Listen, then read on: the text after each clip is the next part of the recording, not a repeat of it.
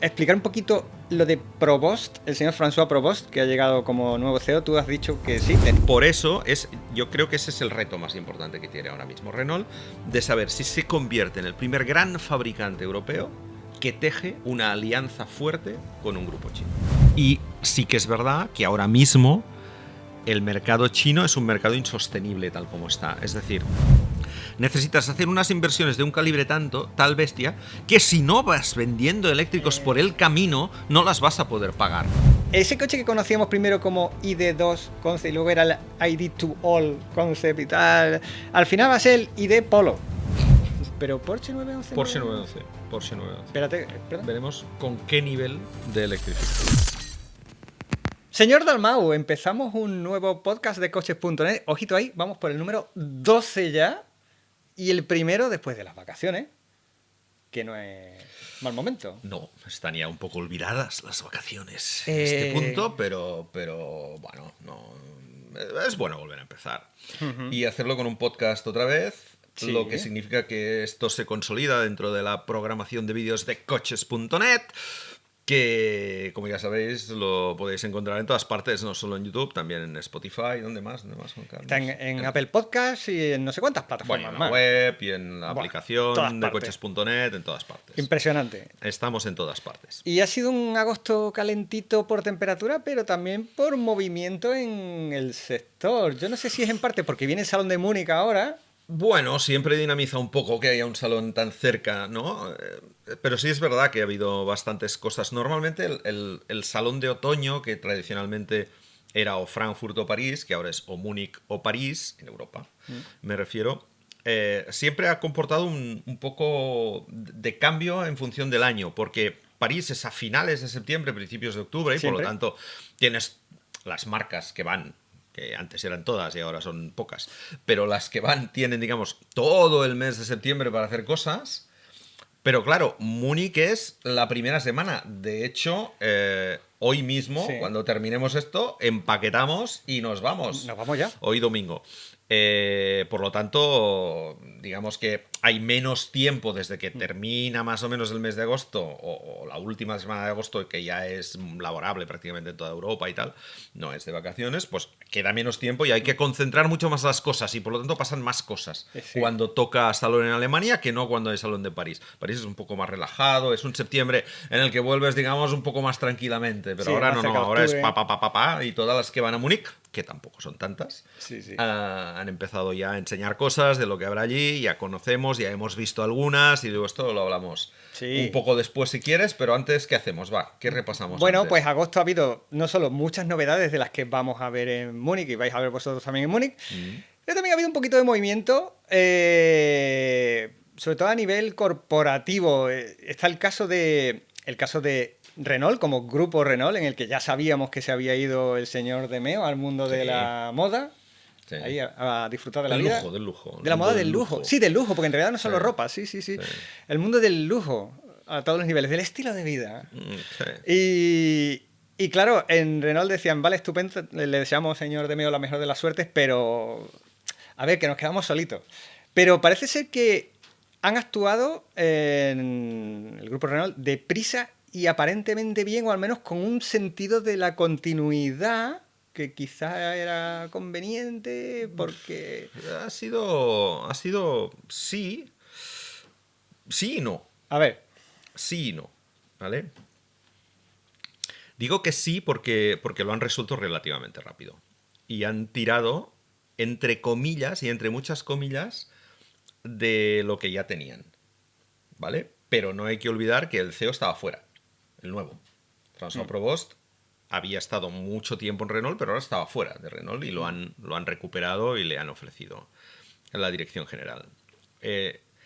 Había, digamos, 3 candidatos. La terna final se redujo a 3 candidatos. Uno era Provost, que, insisto, había estado antes en el grupo Renault llevando sobre todo temas muy de... él había llevado sobre todo mucho el tema de la fusión con Nissan, de la alianza con Nissan. Había estado... es un tipo sobre todo que viene del ámbito financiero, ¿vale? Las otras 2 opciones eran ir a buscar a Picard, que era un tío de Stellantis y que por lo tanto era un poco una apuesta, digamos, distinta por un directivo con mucha experiencia en el mundo del automóvil, porque Maxime Picat lleva un montón de tiempo. De hecho, fue, digamos, el perdedor de la batalla final por el liderato de Stellantis que se quedó Antonio Filosa. con Filosa. Sí. Era el candidato de la parte francesa del grupo contra el candidato de la parte italoamericana. Allí perdió Picat y luego, claro, si tú eres un tipo francés que llegas al final de esa carrera por el liderato de Stellantis y que eres un directivo con muchísima experiencia, en el momento que se va el directivo principal de Renault, pues no dejas de ser un posible candidato, ¿no? Además, con esa idea de que aquí me han rechazado como CEO principal, por lo tanto, no va a ser muy difícil convencerme para que vaya a hacer eso que ella quería hacer en otro sitio, ¿no? Y por lo tanto estuvo en la terna de candidatos. Y el tercero era Gilles Levot, que era el hombre que había levantado, porque la Dacia no estuvo muerta en ningún momento, pero sí que había convertido Dacia en lo que es hoy Dacia, es decir, la marca más rentable del propio grupo Renault, la que vende más que Renault, la que vende en todo el mundo algunos de sus coches bajo marca Dacia y en muchos mercados bajo marca Renault. ¿Vale? Que si esos coches, los que se venden en Sudamérica, por ejemplo, se llamaran Dacia, la diferencia sería todavía mayor a favor de Dacia. Sí, allí se venden como Renault. En cuanto a ventas, claro. Y en Sudáfrica y en otros mercados, sí. ¿No? Bueno, pues es el hombre que, digamos, pilotó todos estos años de éxito de Dacia, que ha colocado al Sandero como el coche más vendido en Europa a particulares, que ha conseguido pues, que el Sandero es el coche más vendido en Europa en España durante los últimos 12 años, en particulares, que ha hecho que... por ejemplo, el Duster se convierta en el sub más vendido también del mercado europeo en su segmento. Es decir, ha elevado a Dacia a lo que es hoy Dacia. Que Dacia en ventas tiene casi más peso que Renault. Sí, tiene más peso. Vende más coches. No sé si el peso es el mismo, porque no. Renault vende coches más caros. No hablo en beneficios, hablo en número de Pero en números, vendidas, claro. Sí, en números eso es indudable. Vende más coches Dacia que Renault.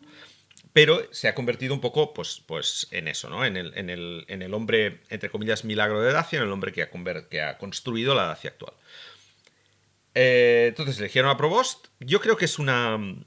Yo hubiera incluido en la terna, siempre lo he dicho, a un cuarto candidato que para mí era el mejor, que era Recasens, que era el número 2 de Demeo, la mano derecha de Demeo, pero yo creo que Recasens hubo 3 motivos. El primero, que él mismo ya se descartó, el segundo, que no era francés, y el tercero, que yo creo que también era importante, era que estaba demasiado próximo a Demeo. Entonces, si desde Renault se interpretó de alguna manera que aquello era una especie de Demeo se va y lo hace, digamos, dejándonos un poco en la estacada, poner a su Delfín queda feo, ¿no? Pero eso suena a decisión política en ese caso un poco. Sí, pero es que Renault es muy política. Bueno, porque tiene influencia del Estado francés también, claro. Tiene una parte de participación del Estado francés, pero además Renault ha sido una compañía que desde que termina la Segunda Guerra Mundial hasta los años 90 es una compañía pública, propiedad del gobierno francés. Mientras que PSA, Peugeot y Citroën han sido siempre empresas privadas, siempre, aunque ahora esté un poco participada también por el gobierno, por los rescates que hubo, el tiempo de crisis y tal, pero Renault siempre ha sido un poco la marca del Estado francés, en cierta manera, ¿eh? Ahora es evidente que ya no, y que en los últimos años, en el último medio siglo, ya prácticamente ha sido una empresa privada al 100%, no, medio siglo no, un poco menos. Pero la presencia del Estado francés y el funcionamiento un poco, digamos, ministerial es muy difícil quitarlo de un día para otro, ¿no? Y entonces en Renault ha pasado un poco esto, que todas las decisiones que se toman son políticas.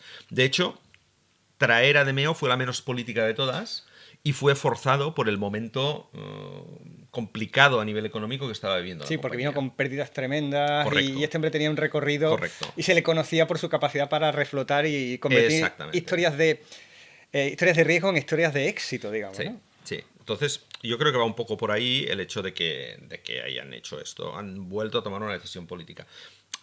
Y me da la sensación de que como Demeo ha dejado muy encarado todo lo que es el programa de producto para los próximos años y ha hecho muy bien esa diversificación de la compañía en la parte eléctrica y en la parte convencional, con la creación de Ampere, de Horse y con la con la visualización de esas dos líneas de producto completamente distintas, los eléctricos por un lado con plataformas propias y los convencionales con esa apuesta por los híbridos por otra parte.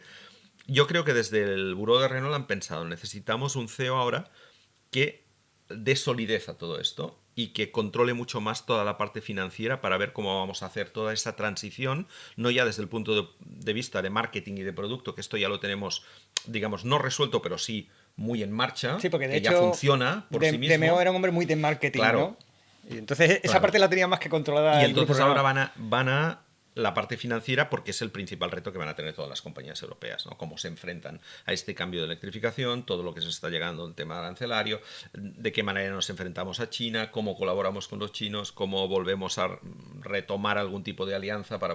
Y yo creo que ahí, pues bueno, sí, en ese sentido Provost era mejor que Lebot, porque Lebot era un poco la continuidad, era un perfil más parecido a DeMeo. Y Eh, eso ha hecho que esta es la gran cosa que nadie esperaba, que Lebot se largue. Ahora llegamos a eso, es lo que te iba a comentar. Ahora llegamos a eso, pero antes explicar un poquito lo de Provost, el señor François Provost, que ha llegado como nuevo CEO. Tú has dicho que sí, técnicamente estaba fuera, pero que es un hombre que en realidad llevaba en la casa casi un cuarto de siglo. Y entonces entiendo que la política que va a seguir se va a ser un poco más pragmática, de asegurar cifras, de no tanto marketingiana y de lanzamiento, de, o sea, basar tanto el futuro de Renault como grupo en la imagen que da al mundo, sino quizás en las cifras que provee en sus resultados semestrales y anuales. Sí, pero ¿sabes qué pasa, Juan Carlos? Que en el mundo de la industria del automóvil, que parece muy complicado y que realmente lo es, ¿no? Porque hay muchas variantes que intervienen, en realidad, como en todos los negocios del mundo, lo que vale es vender coches. Y ya está. Y si tú vendes más coches que el de al lado y lo haces ganando más dinero con cada coche, eso es perfecto. Y eso es justamente lo que ha conseguido hacer DeMeo en Renault. Es decir, Renault era una marca que cuando él entra está con foco absoluto en el segmento B. Fíjate que tiene Clio y tiene Captur como los dos grandes, con los coches más vendidos con diferencia, y tiene Zoe metido ahí un poquito como la gran apuesta eléctrica de la marca, también metida en el segmento B. Y tiene un segmento C lamentable, ¿vale? Porque tiene el Megane convencional de combustión En las últimas a ya. final de vida, Sí, sí, muy antiguo, muy anticuado ya. y tiene el Kadjar, que era un coche, que era un Qashqai Era rehecho, un refrito. feo, hecho a toda prisa, Que no gusta a nadie, que no ¿no? gustaba a nadie, y eso era el segmento C. Y por encima de eso tenía ¿Talismán? el Spas de la generación anterior, que ya era una especie de crossover que nadie entendió y que nadie compraba. Tenía el Talismán, que era una vuelta a la berlina clásica, pero además un coche medio desarrollado con los coreanos de Samsung, que para ese mercado sí funcionaba, pero para Europa no dejaba de ser un vehículo de un segmento que estaba cayendo, pero a marchas O sea, forzadas. Samsung Motors, Sí, sí, cuidado. sí, sí, Samsung Motors, No. que es una filial de Renault Sí, en sí, sí. Corea al 100%. Sí, sí. Entonces, y que hace productos propios. De hecho, por ejemplo, otro de los coches que existían, que era el Coleos, que era un coche que estaba Ese era francamente origen bien, Samsung, es verdad. también era de origen Samsung. Es decir, El toda la Coleos. parte alta del Era muy portfolio raro ese coche. eran coches... No, no, me refiero ya al segundo. Ah, vale, ¿Vale? vale. Al que teníamos hasta ahora, que era un coche, Sí. era un sub grande que se vendió mucho menos de lo que merecía, porque realmente estaba muy bien ese coche. ¿Vale? El anterior sí que era muy feo. Era muy, Pobrecillo, muy sí, sí, sí, oriental de la época. sí.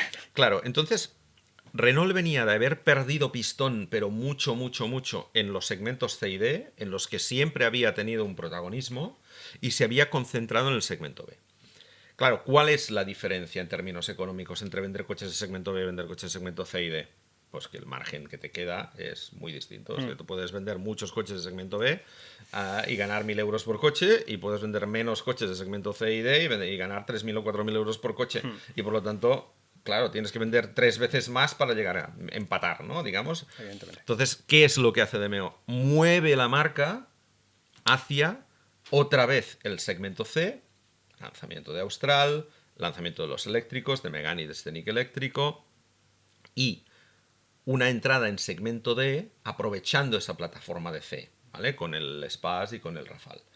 Por lo tanto, sí que es verdad que se mantiene fuerte en el B, porque mantiene Clio, mantiene Captur y lanza Symbioz, pero luego en los eléctricos de B les mete un valor añadido espectacular, que es el diseño, que es lo que les permite además facturarlos más caros, ¿no? Por lo tanto, R5 y ahora cuando llegue R4 son coches que dejan margen. Y eso en los eléctricos es difícil, tal como está el mercado. Hacer un eléctrico que te deje margen es complicado y en Renault lo han conseguido. Por lo tanto, desde ese punto de vista, Demeo ha dejado la compañía con un portfolio de productos muy competitivo, con además la previsión de renovaciones constantes. En Múnich, sin ir más lejos, veremos el nuevo Clio. Allí ¿vale? estará. Con Dacia chutando muy bien, Sí. ampliando también gama hacia el segmento C con el Bigster y por lo tanto con un poco más de valor añadido porque es más caro que el Duster y en realidad es un Duster, ¿vale? Por lo tanto ahí hay toda una serie de conceptos a nivel de gama y a nivel de producto que están resueltos, pero los retos que le vienen ahora a la compañía, que es con los que tendrá que lidiar Provost, son estos, ¿no? Es decir, se acaba la alianza con Renault, vamos a ver cómo la con Nissan, vamos a ver cómo la resolvemos. Tenemos el tema de Mitsubishi, al que le estamos fabricando coches, y también tenemos que ver cómo acaba de encajar esa alianza con Mitsubishi y esa continuidad con Mitsubishi Esto da para otro podcast, ¿eh? El productos. tema alianza, la situación pasada, presente y futura, eso da Sí, para, sí, para otro da programa. para otra historia, ¿no? Y sobre todo, pues esto, ¿no? La manera como se presentan estos años de transición hasta la electrificación completa, teóricamente prevista en 2035, y durante este tiempo cómo se compite con los chinos. El grupo es uno de los que mejor lo tiene en ese sentido, porque todo lo que tiene en combustión está electrificado, todos sus modelos están electrificados, sea con electrificación ligera y sobre todo con motores híbridos, que es lo que ahora se está vendiendo más en Europa. Desde el Clio para arriba, sí. Exacto. Y por lo tanto, bueno, pues yo creo que ahí tiene... Es verdad que lo tiene difícil Renault, como cualquier otra marca europea ahora mismo, con la situación global que existe, pero sufrirá mucho menos que otras. Primero porque tiene toda esta parte resuelta de producto, segundo porque ha apostado bien por la electrificación durante este periodo de transición, tanto en Renault como en Dacia. En tercer lugar, porque está compitiendo en un segmento que es el de Dacia, en el que está prácticamente sola. Sí que es verdad que ahora están entrando algunos chinos y están entrando Stellantis con C3, Grande Panda y todo esto, pero en el fondo es un mercado que tiene muy cautivo Dacia y que si lo trabaja bien lo mantendrá cautivo durante tiempo y que por lo tanto esta transición parece mejor enfocada que en otros grupos. Sí, de hecho hemos comentado en distintas ocasiones que probablemente el grupo Renault de los europeos es el que ha tenido la mejor trayectoria en los últimos años y el que parece mejor posicionado Sí. para el futuro por esa estrategia que ha dado tan buenos frutos y que ofrece tantas posibilidades distintas a diferentes tipos de clientes. Ahora Pero, de todas maneras, necesita una alianza, por eso que hablamos, ¿no? De los 5 millones de coches. Hoy no eres nadie si no fabricas 5 el club millones de de los 5 coches. No. millones. Si tú no fabricas 5 millones de coches, no tienes la posibilidad de seguir desarrollando a la velocidad y con la complejidad que exige ahora mismo la industria. Por lo tanto, solo no vas a poder. Por eso, esa creación de Horse conjunta con Geely, por eso ese acercamiento a Geely para poder hacer otras cosas, el desarrollo del Twingo, es decir, por eso yo creo que ese es el reto más importante que tiene ahora mismo Renault, de saber si se convierte en el primer gran fabricante europeo que teje una alianza fuerte con un grupo chino. Y también tengo entendido que uno de los planes del señor Provost es llevar a cabo un plan de cara a 2027 de expansión internacional, de invertir, no sé si 3.000 millones de euros para crecer aún más en mercados como India, América Latina, Corea. O sea que Renault, que es una marca muy europea, haciendo salvedad de lo que tiene presencia, sí, precisamente en América Latina, que se venden Dacias como Renault. Sí.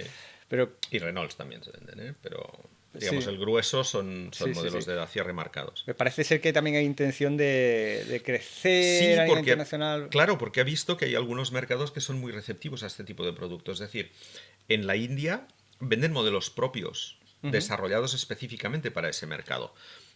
India es un mercado muy particular en el que se venden coches muy baratos, porque el nivel el poder adquisitivo de la gente que puede alcanzar a comprar un coche en la India es ese, es decir, y son coches con motores europeos Euro 2 y Euro 3, es decir, que no son nada sofisticados, con unos sistemas de seguridad que no son, obviamente, Sistemas de inseguridad. bueno, que no son... Seguramente lo que llevan esos ¿Por qué? coches. Porque los estándares de allí, si tú vendes un coche europeo tal cual está, pequeño, en India no lo puede comprar nadie. Entonces hay que quitarle cosas y hay que hacerlo mucho más barato. Entonces Renault tiene una gama propia de coches allí.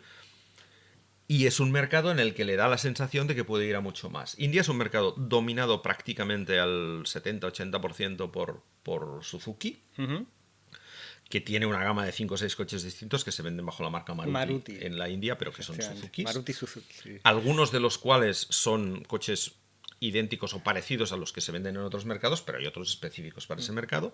Están los coreanos, sobre todo Hyundai, muy bien posicionados también en la India. Y hay un hueco para Renault. De hecho, es una de las marcas que más ha invertido en ese mercado, que más ha estado desarrollando coches específicos para el mercado indio. También lo está haciendo Skoda, ¿verdad? También lo está haciendo Skoda. Un esfuerzo, porque entiendo que han visto ese hueco ahí. Volkswagen ha decidido que la marca para vender en India sea Skoda y está que ha sacado modelos pequeñitos específicos. Pero también está trabajando, pero, digamos, la presencia de Renault es mayor que la de Skoda y ahí está. También lo está intentando Citroën. Es decir, claro, es un mercado que va a explotar. La India va a ser la nueva China. Es decir, China también empezó con coches muy pequeños, muy feos, muy malos, derivados de los europeos o copiados directamente de los europeos. Y le costó unos años empezar a funcionar más o menos al mismo nivel, digamos, de calidades y de seguridad que los que ahora tenemos en Europa. E incluso todavía no es así.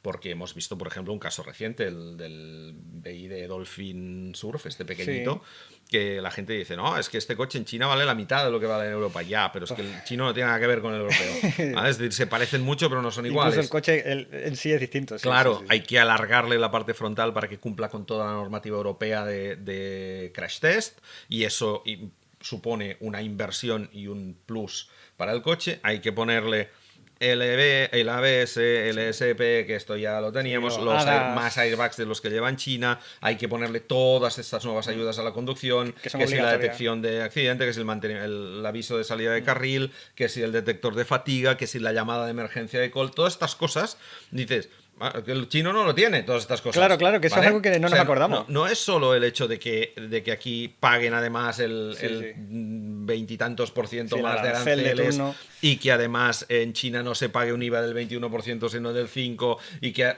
¿vale? Todo esto, todo, y que además tengas que traerlo desde allí.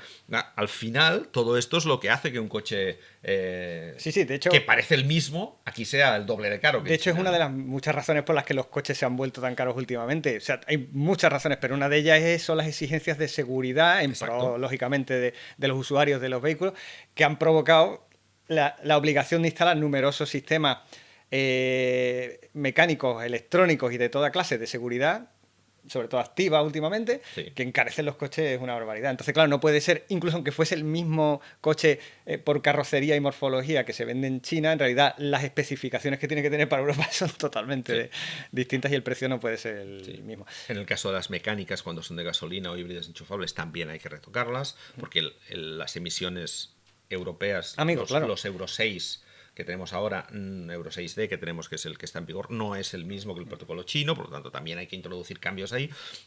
Hay un montón de cosas. Ahora es cuando sí quiero llegar a lo que tú dejaste ya caer, lo del señor Denis Levot, que era, o Denis Levot, no sé cómo se llama. Denis Levot. Denis para los amigos. Que era el CEO de Dacia, el artífice, como tú decías, no tanto de la aparición y el crecimiento de la nueva Dacia, pero sí de la consolidación quizás y de convertir a Dacia en la Dacia que es hoy. Sí, sobre todo este cambio, ¿no? De ser una marca percibida como claramente low cost, que solo te lo compras por precio, es decir, este tiene un Dacia pobre, porque no ¿te acuerdas la publicidad que hacían? Sí, claro. Te lleva y te trae. Sí, correcto, ¿no? Y ese concepto, ¿no? Este señor se ha comprado esto porque pobre, no puede comprarse nada más. Exacto. Una marca que sigue siendo barata, pero que ya ofrece un montón de otras cosas. Que dices, bueno, este tío se ha comprado un Dacia no porque no haya nada, sino porque entiende que con ese coche ya le cubre la necesidad que tiene. Y que por lo tanto, antes era, no me puedo gastar más, y por lo tanto me compro un Dacia, y ahora es, no me hace falta gastar más. Es que podrían haber reutilizado el eslogan de la casa esta alemana de aparatos electrónicos, los grandes almacenes estos alemanes, decían, yo no soy tonto. Pues iba un poco por ahí. Correcto, es un poco eso. Es decir, el no puedo pagar más, me compro eso.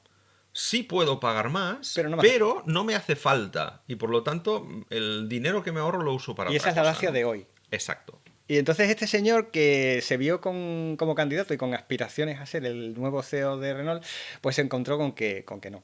Mm. Y dijo, fantástico, me parece fenomenal. Me voy. Exactamente, os deseo toda clase de suerte y me voy de aquí. Entonces, el señor Levot se ha alargado y ha venido una señora alemana muy simpática y con un nombre muy fácil de pronunciar también, Mm. que se llama Katrin Alt. Ah, Como diría Sergi, ¿por qué los alemanes renuncian a las vocales? bueno, Se podría será- llamar, ah, no sé, con alguna vocal más. pues son 3 letras, tampoco Adet. pidas. ADT. Adet. Sí, Cristina. Adet. Simpática no lo sé, si lo es porque no he tenido trato yo con ella, no la recuerdo de haber coincidido. De hecho, llegó a ser... Yo la he visto en persona en un evento de Smart una vez, allí que Ah. estaba con el señor aquel, el CEO de Mercedes, este tan peculiar, alto, así con el bigote. ¿Cómo se llamaba, hombre? Este que medía 1,90 m, que es el CEO Sí, que cuando se fue y se jubiló, BMW hizo un anuncio, ¿recuerdas? Sí, muy divertido el tío, sí. Ay, ¿cómo se llamaba? No me sale el nombre. Pues, como anécdota, tenían una especie de Smart Fortwo prototipo. Ujú. Estaban los dos sentados dentro. No, Ah. tenían en el salpicadero dos fotitos, como la típica fotito que se llevaba en los años 70 de papá y mamá, o el abuelo y la abuela, pues estaba el CEO de Mercedes y esta señora. Muy sonrientes en la fotito, me pareció encantador. Y sí, sí, sí. Pues esta señora, Karin Art, el que era bueno, es una auténtica veterana dentro de Mercedes desde la época Daimler Mm. y todo esto, y que llegó a ser la CEO de Smart y la que bueno, sin comillas, la que ha electrificado, digamos, la Sí. responsable del paso de Smart a una compañía de automóviles puramente eléctricos, con mayor o menor éxito, pero ahí están. Es el fichaje que han hecho para Dacia. Sí. A mí me sorprende. Me sorprende, no, porque... Me sorprende sobre todo por el perfil, ¿no? Es una persona que ha trabajado siempre en una compañía como Daimler primero y Mercedes-Benz después, un grupo en el que nunca se han vendido coches como los Dacia. Nunca. ¿Mm? Los Dacia se venden de otra manera, se desarrollan de otra manera, se hacen las cosas de una manera completamente distinta a cómo se desarrolla en un grupo como Daimler, que está clarísimamente orientado al sector premium del automóvil, ¿no? Por lo Claro. tanto, a mí eso me sorprende. Me sorprende además porque es alemana.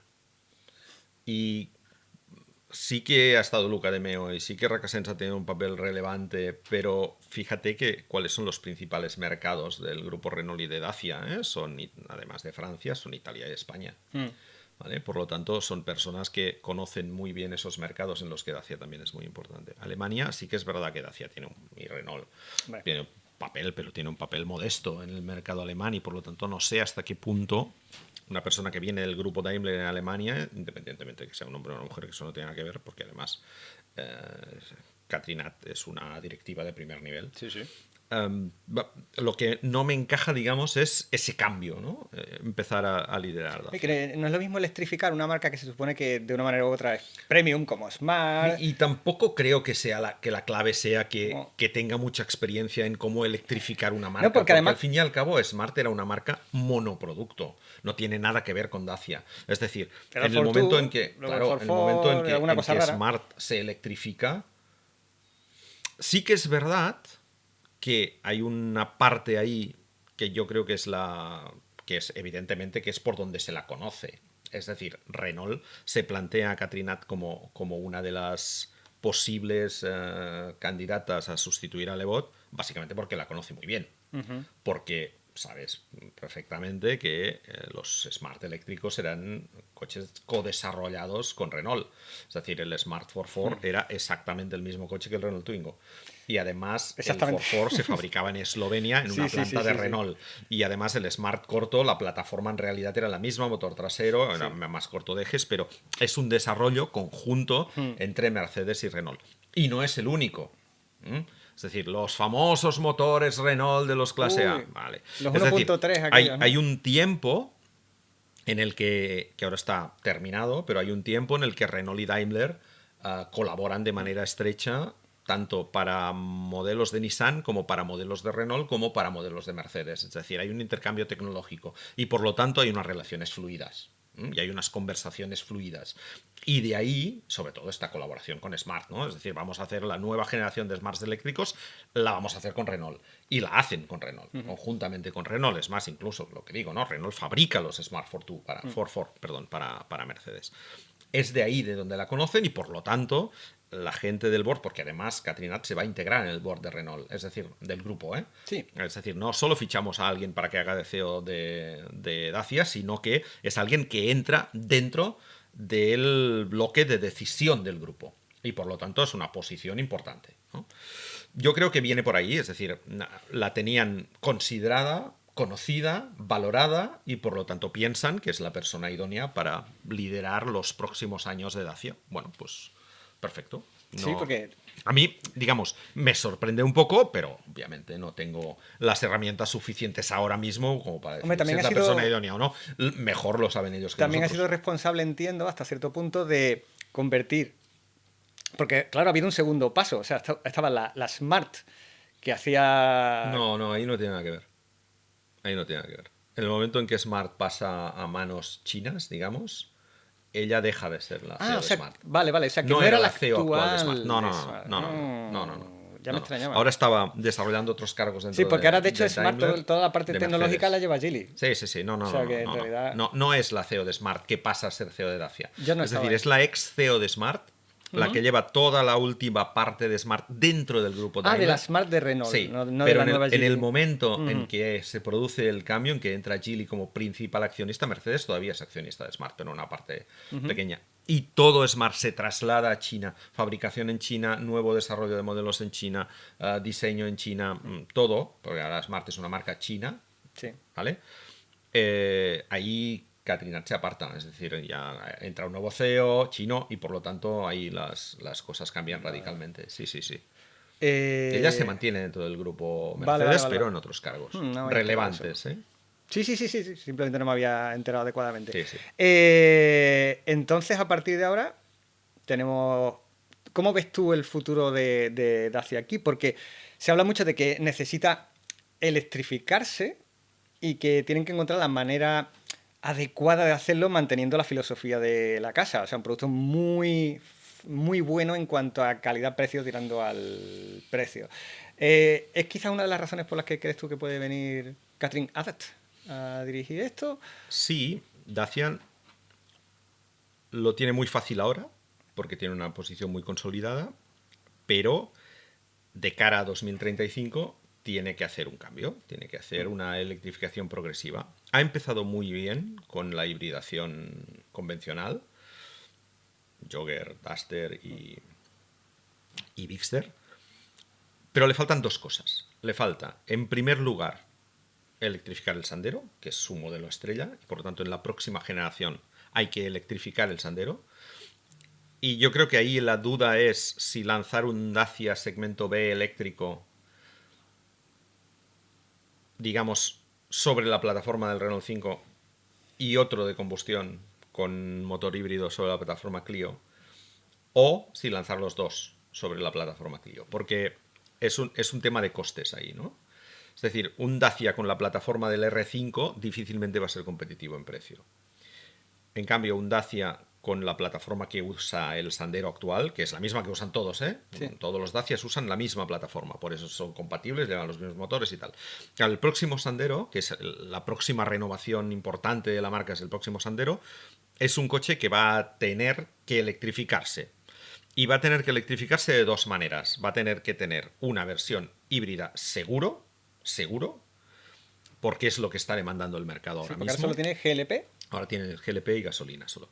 Y va a tener que ya está anunciado que va a ser así, ¿eh? Va a tener una versión eléctrica. ¿Por qué? Porque Dacia no puede permitirse el lujo de no estar, y además en la parte baja de precio, en esta nueva segunda oleada de coches eléctricos que están llegando al mercado europeo. Claro, y que además son, hasta cierto punto, empiezan a ser económicos, entre comillas. Sí, porque ¿vale? tienes el Spring, que ya es veterano. Vale, el Spring es un coche de segmento A, que es un segmento de nicho, que además es veterano, que además es un apaño, porque no deja de ser un apaño, ¿vale? Porque no es un coche que cumpla, digamos, con los estándares que se exigen a un coche incluso de segmento europeo. Y y que además va a sufrir mucho a partir de ahora porque la entrada del Leapmotor, la entrada del Dolphin Surf, la entrada incluso del propio Renault Twingo el año que viene prácticamente desmonta cualquier protagonismo que pueda tener Claro, cuando el llegue el Spring. Twingo ya desaparecería. El Spring es un primer paso para electrificar Dacia, para decir, nosotros también tenemos un coche eléctrico, tenemos como es Dacia el más barato del segmento, pero es un coche que tecnológicamente no está para competir prácticamente con nadie. Y que si fuera mucho más barato que el resto, como era hasta ahora,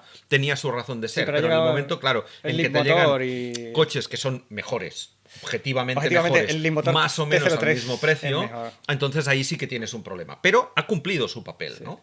Entonces, y lo va a seguir cumpliendo durante un par o tres de años mientras esté en el mercado. Pero sí que Dacia tiene que empezar a pensar cómo crea un segmento A, probablemente sobre la base del Twingo eléctrico para sustituir al Spring, pero sobre todo cómo electrifica su Sandero para atacar a C3 eléctrico, para atacar a Grande Panda eléctrico, para atacar a este tipo de nuevos modelos eléctricos que están ya en un nivel de precios que ya no son los 30.000, sino que ya empiezan en los 20 y pocos y que con las ayudas bajan mucho más, ¿vale? Es ahí donde debe empezar a competir. ¿Por qué? Porque seguramente este segmento, en mercados como Alemania, como Francia, como los del norte de Europa, va a ser uno de los que más rápidamente expandirá en los próximos años. Y por lo tanto Dacia tiene que estar presente ahí de manera competitiva. Lo que es interesante en esto es que con la llegada de Provost, las decisiones tanto de crecimiento de marca como de la tecnología que van a incorporar, todo esto que hemos comentado, van a estar unificadas. Han nombrado un puesto de director de crecimiento que va a ocupar el señor Fabrice Camboric, que es CEO de la marca Renault. Y también tienen a un nuevo director de tecnología para todo el grupo Renault. O sea, la estrategia de crecimiento... Sí, porque se les fue el anterior. La estrategia de crecimiento de marcas y las tecnologías que se van a usar para llevar a cabo ese crecimiento van a estar unificadas. Claro, para Renault y Dacia es que tiene sobre todo la parte tecnológica tiene muchísimo sentido. Tiene lógica, porque en el fondo lo que planteó De Meo y es lo que se está ejecutando es Renault y Dacia en el fondo van a ser marcas comerciales. Es decir, no van a tener un departamento de ingeniería y un departamento de no sé qué y un departamento de no sé cuántos. No, van a tener un departamento de diseño y un departamento de marketing, ¿vale? Pero todo lo que hay por debajo va a ser común.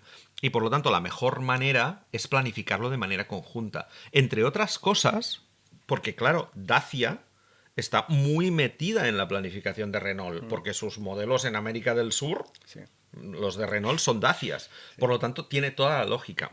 Y habiendo abierto las dos líneas de desarrollo en empresas distintas, Ampere y Horse, también tiene todo el sentido que sean estas las que desarrollen las tecnologías bajo una única línea de decisión del grupo que diga, no, necesitamos esto para Renault y Dacia, no solo para esto para Renault y esto para Dacia, ¿no? Necesitamos esto de manera conjunta. Además, piensa en otra cosa.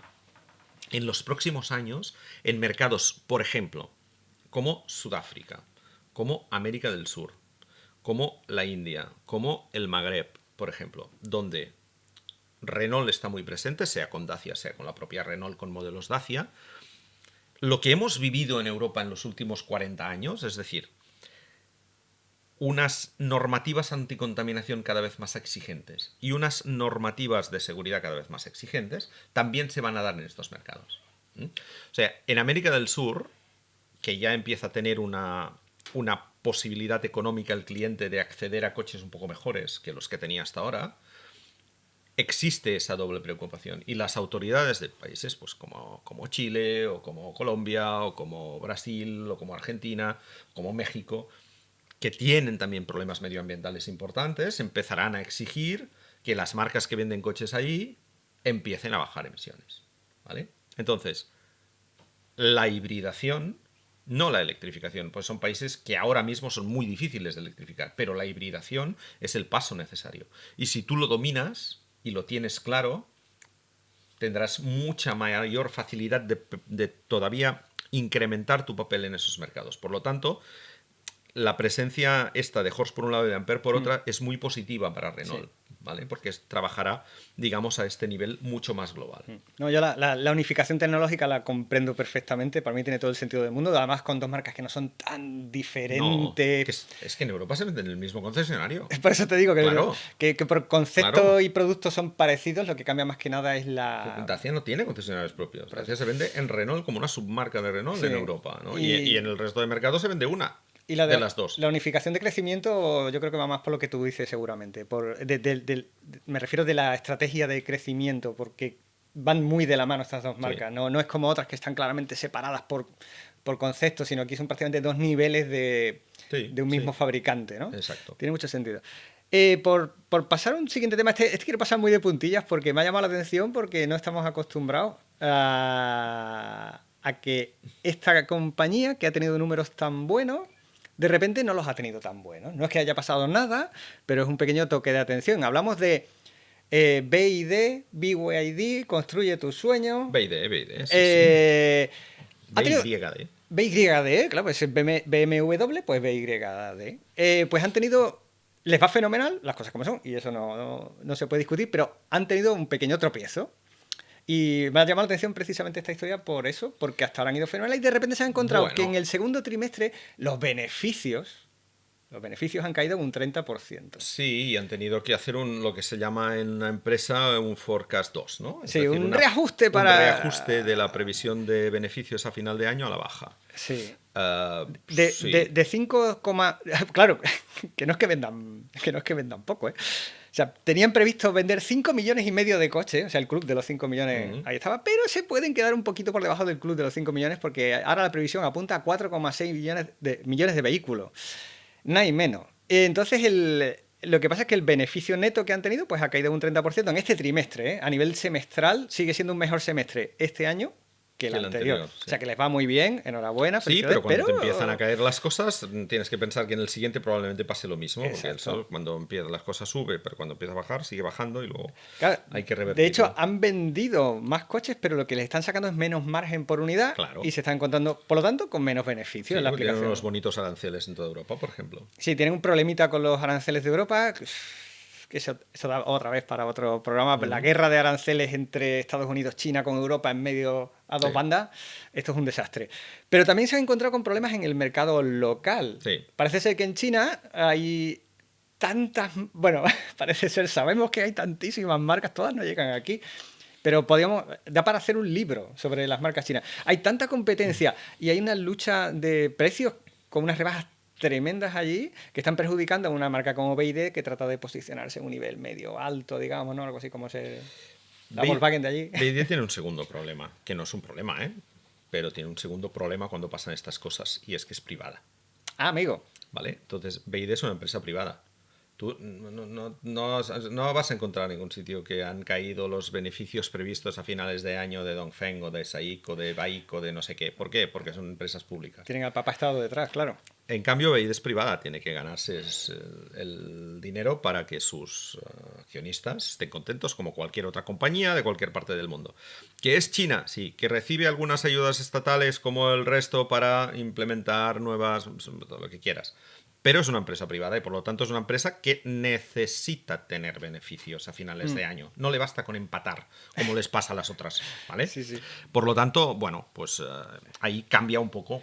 Y sí que es verdad que ahora mismo el mercado chino es un mercado insostenible tal como está. Es decir, hay tantas marcas pequeñas, y no tan pequeñas, pero hay tantas, hay un totum revolutum tan bestia, que sí que es verdad que hasta ahora han ido aguantando un poco todas porque se han ido comiendo la parte de mercado que tenían las marcas europeas y americanas y coreanas y japonesas allí asentadas. Es decir, los chinos están comprando producto chino en todos los segmentos del mercado. Ese es el gran cambio que ha habido. En todos. Entonces, las marcas premium europeas están sufriendo porque están vendiendo muchos menos coches en China de los que tenían... Entre los que no venden allí y los que no venden en América. De los que acostumbraban a vender, digamos. Sí. Las marcas generalistas europeas que durante muchos años dominaron el mercado chino están prácticamente liquidadas. Se vende muy poquito menos. Aquellas que habían aguantado mejor, por ejemplo Nissan o Volkswagen, están cayendo también sus ventas en China. Porque los chinos están empezando a comprar coches chinos. Y sí que es verdad que la mayoría de las empresas europeas y japonesas, coreanas, han hecho un esfuerzo importante para empezar a ofrecer coches en China, solo para China. En el salón último de Shanghái, el stand de Toyota, tú mirabas el stand de Toyota y decías, conozco nada de esto.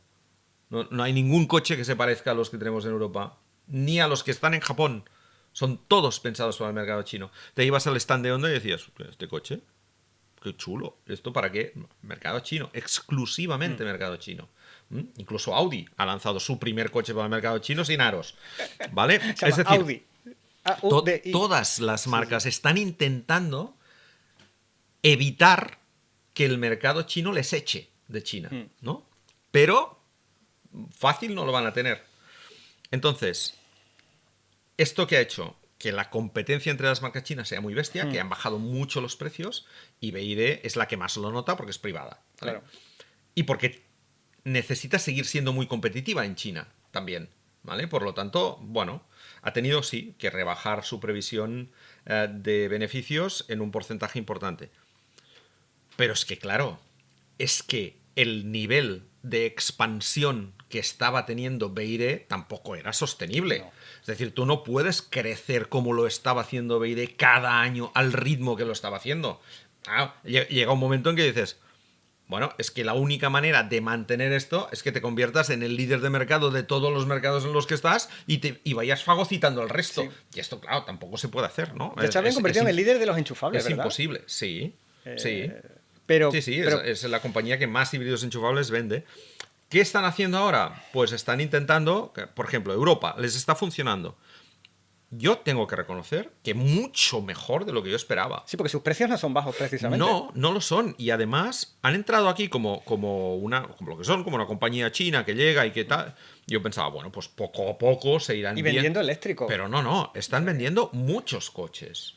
Y el Silju, sí, el DMI, sí, lo están vendiendo como churros. Sí que es verdad que es un coche grande, es un coche aparente, es un coche muy equipado, es un coche que gasta muy poco porque lo enchufas y te haces 100 y pico kilómetros con él, es un coche que es un sub, que es lo que está pidiendo, sí, y que está mucho más barato que otro coche equivalente, que hay pocos, de marcas europeas. Y a otros precios. En este caso que sí, es mucho otros más precios barato. muy distintos, sí. Sí. Pero a mí me ha sorprendido mucho cómo sí, el mercado español se ha abierto de esta manera a una marca que en el fondo era totalmente desconocida y que por el hecho de ser china siempre podía generar aquel recelo de, voy, a esto, a ver, vamos a esperar, ¿no? Y no, ha funcionado muy bien. Es verdad que lo han hecho muy bien. O sea, la gente que está en BYD, que es gente muy competente, lo está haciendo muy bien. Es verdad que ha habido una inversión detrás también importante de la marca, ¿eh? Porque estas cosas no se construyen de un día para otro si no tienes un empuje importante de la marca. Y es verdad que lo han tenido, pero han pegado un curro espectacular, ¿eh? Han trabajado mucho y muy bien. Sí. Y por lo tanto, la manera como han entrado en el mercado español es un poco la manera como ahora pretenden entrar en el resto de los mercados europeos. Veremos si tienen tanta facilidad o no, pero en cualquier caso lo intentarán. ¿Y qué están haciendo? Pues están... Claro, las marcas chinas lo bueno que tienen es la rapidez de reacción. Sí, la capacidad de adaptación, siempre, ¿no? Adaptarse muy rápido. Entonces, ¿qué ha pasado? Lanzaron el DMI hace, ¿qué? ¿Un año? ¿Un año y medio? Año y medio creo que hicimos la presentación, sí. Lanzan el coche en un año y medio. Y el coche es un tiro. Y digo, hostia, esto es lo que más estamos vendiendo con mucha diferencia. Sí. ¿Vale? ¿Qué hacemos? Catálogo chino. ¿Qué más tenemos con esta tecnología? Claro, ¿qué tenemos? El SEAL 6. Que es una berlina convencional que a lo mejor para Europa vete a saber, y un familiar trae. Vamos a lanzarlos a Europa. Una berlina grande, en versión sedán y familiar, pero una especie de Passat. Mejor dicho, Superb. Sí, porque el Superb tiene las dos versiones, que el Passat ya no, vale. Sí. Pero, ostras, ¿por qué no? Es decir, vamos a intentarlo. Si lo vendemos más barato que el Superb, pues seguramente tendremos éxito, ¿no? Vamos a probarlo. Claro, y en un momento lo tenemos aquí. Ya se presenta en Múnich, lo vamos a probar nosotros ya el día 15 del mes de septiembre. Es decir, que ya estamos ahí. Claro, porque ellos entraron vendiendo eléctricos de gama media alta y de precios medio alto. Por ejemplo, el Silju, la berlina, que nos pareció, salvo por el diseño... a secas. ¿Qué he dicho? Silju. No, el SEAL a secas, perdón. Sí, Foca. Construye tus sueños, Foca, sin U. Vale, pues nos pareció un coche muy interesante, que es verdad que el diseño era quizás muy chino. Bueno, sí. simplemente me refiero, culturalmente se veía Sí, distinto. de hecho, coche los diseños de BYD siguen de siendo muy apariencia chinos. culturalmente distinta, Sí. pero la impresión que nos dio ese coche fue en plan, cuidado. O sea, Mm. muy bueno, muy tal, pero claro, se vendía a precios que estaban fácilmente 10.000 euros por encima del Tesla Model 3, por ejemplo. Sí, sí, sí. Y la gama que empezaron a traer eran modelos eléctricos de muy buena calidad, pero a precios altos comparados con otras opciones más consolidadas que había.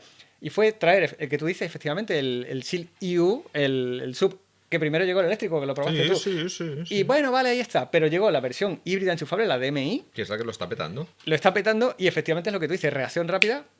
¿Qué más tenemos ¿Qué con más esta tenemos? tecnología? Pues venga, Sí, vamos a sí, traer sí, sí. estos, el SEAL 6, que es un coche que ya existía en el mercado chino, es decir, no es una novedad para Europa, pero no es una novedad absoluta porque en China ya existía, en las dos versiones, berlina y familiar.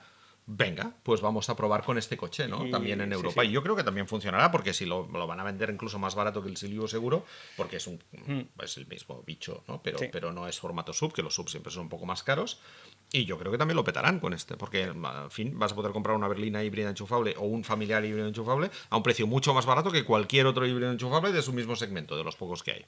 Pues seguramente funcionará. No, desde luego ahí tienen posibilidades, porque como tú bien has dicho, las marcas chinas si se caracterizan por algo es por su capacidad de reacción. Sí. En este caso no hay recursos infinitos, digamos, porque no pertenecen o no tienen esa influencia estatal tan grande, pero es una empresa más que que lleva más años en el mercado y desarrollando coches eléctricos de lo que se piensa, porque lleva un cuarto de siglo Sí, haciendo sí, sí. coches y tienen una clara vocación de exportación. Entonces, por eso que decía que sí, quiero mencionar esto de BYD, pero que se ve más como un pequeño tropezón o quizás como un aviso de... Bueno, y la necesidad cuidado. de adaptarse a las nuevas condiciones del mercado europeo Sí, con sí. los aranceles. Es que no, claro, no puede seguir creciendo al mismo ritmo. Por lo tanto, si a ti te suben el arancel. Sí, porque y- es una de las grandes afectadas por los aranceles. Claro, y BYD. quieres seguir siendo competitivo y ese arancel te lo comes, evidentemente ganas mucho menos Es de dinero las con que la cada Unión coche. Europea le ha puesto un arancel más alto, ¿no? Sí, sí, sí. Tengo entendido. Es un arancel importante. Oye, pues mira, es fantástico porque esto me lleva a otro tema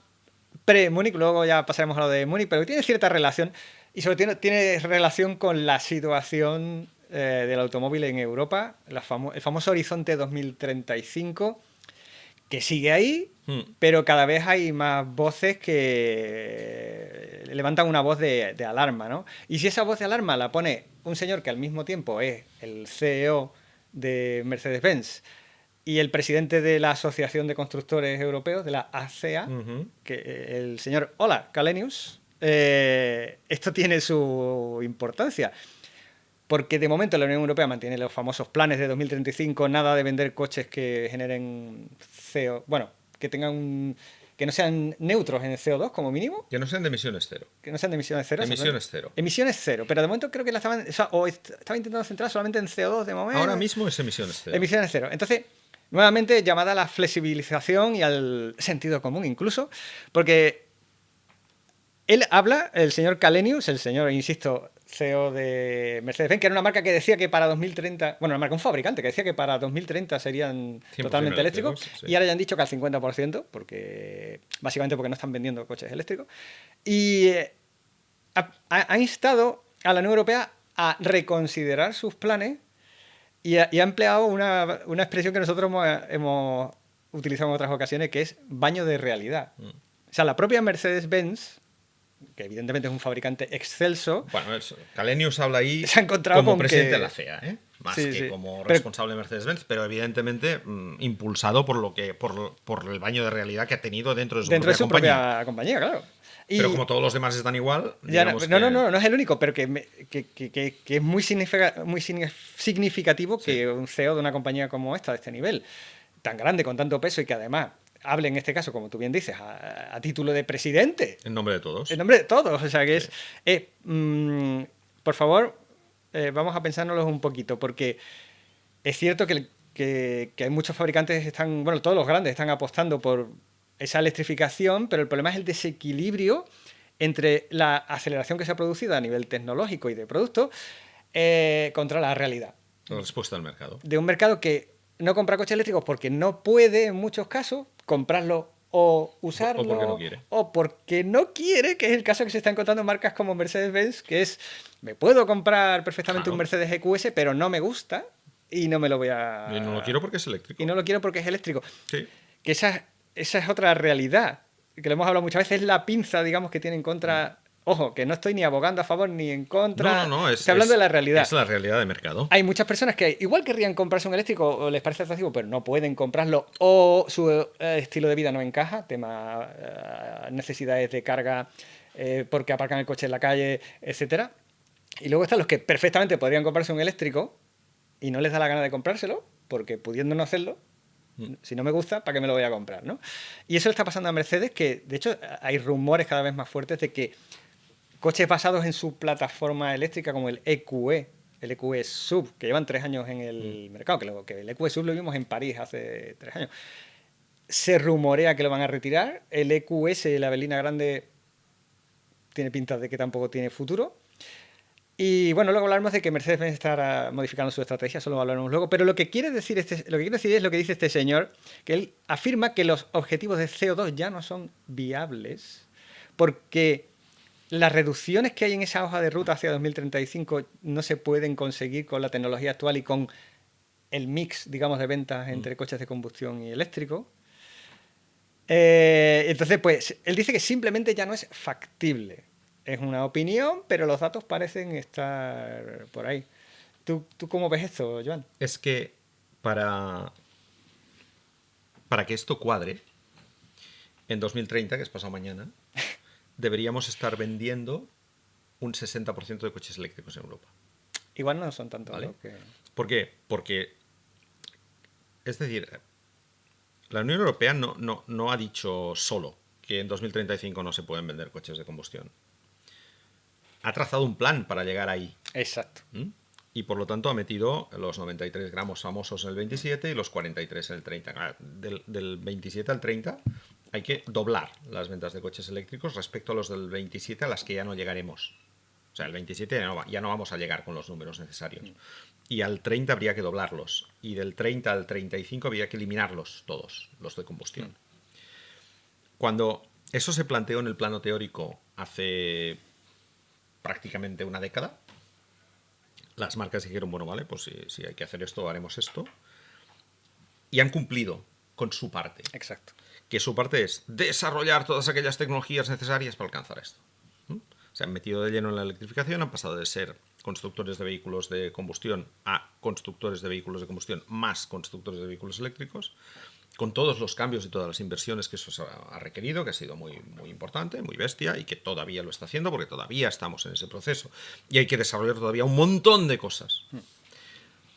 Claro, entonces cuando tú como fabricante tienes que hacer ese proceso, lo que te pasa por la cabeza es decir, bueno, pues cuanto antes lo tenga hecho mejor. ¿Vale?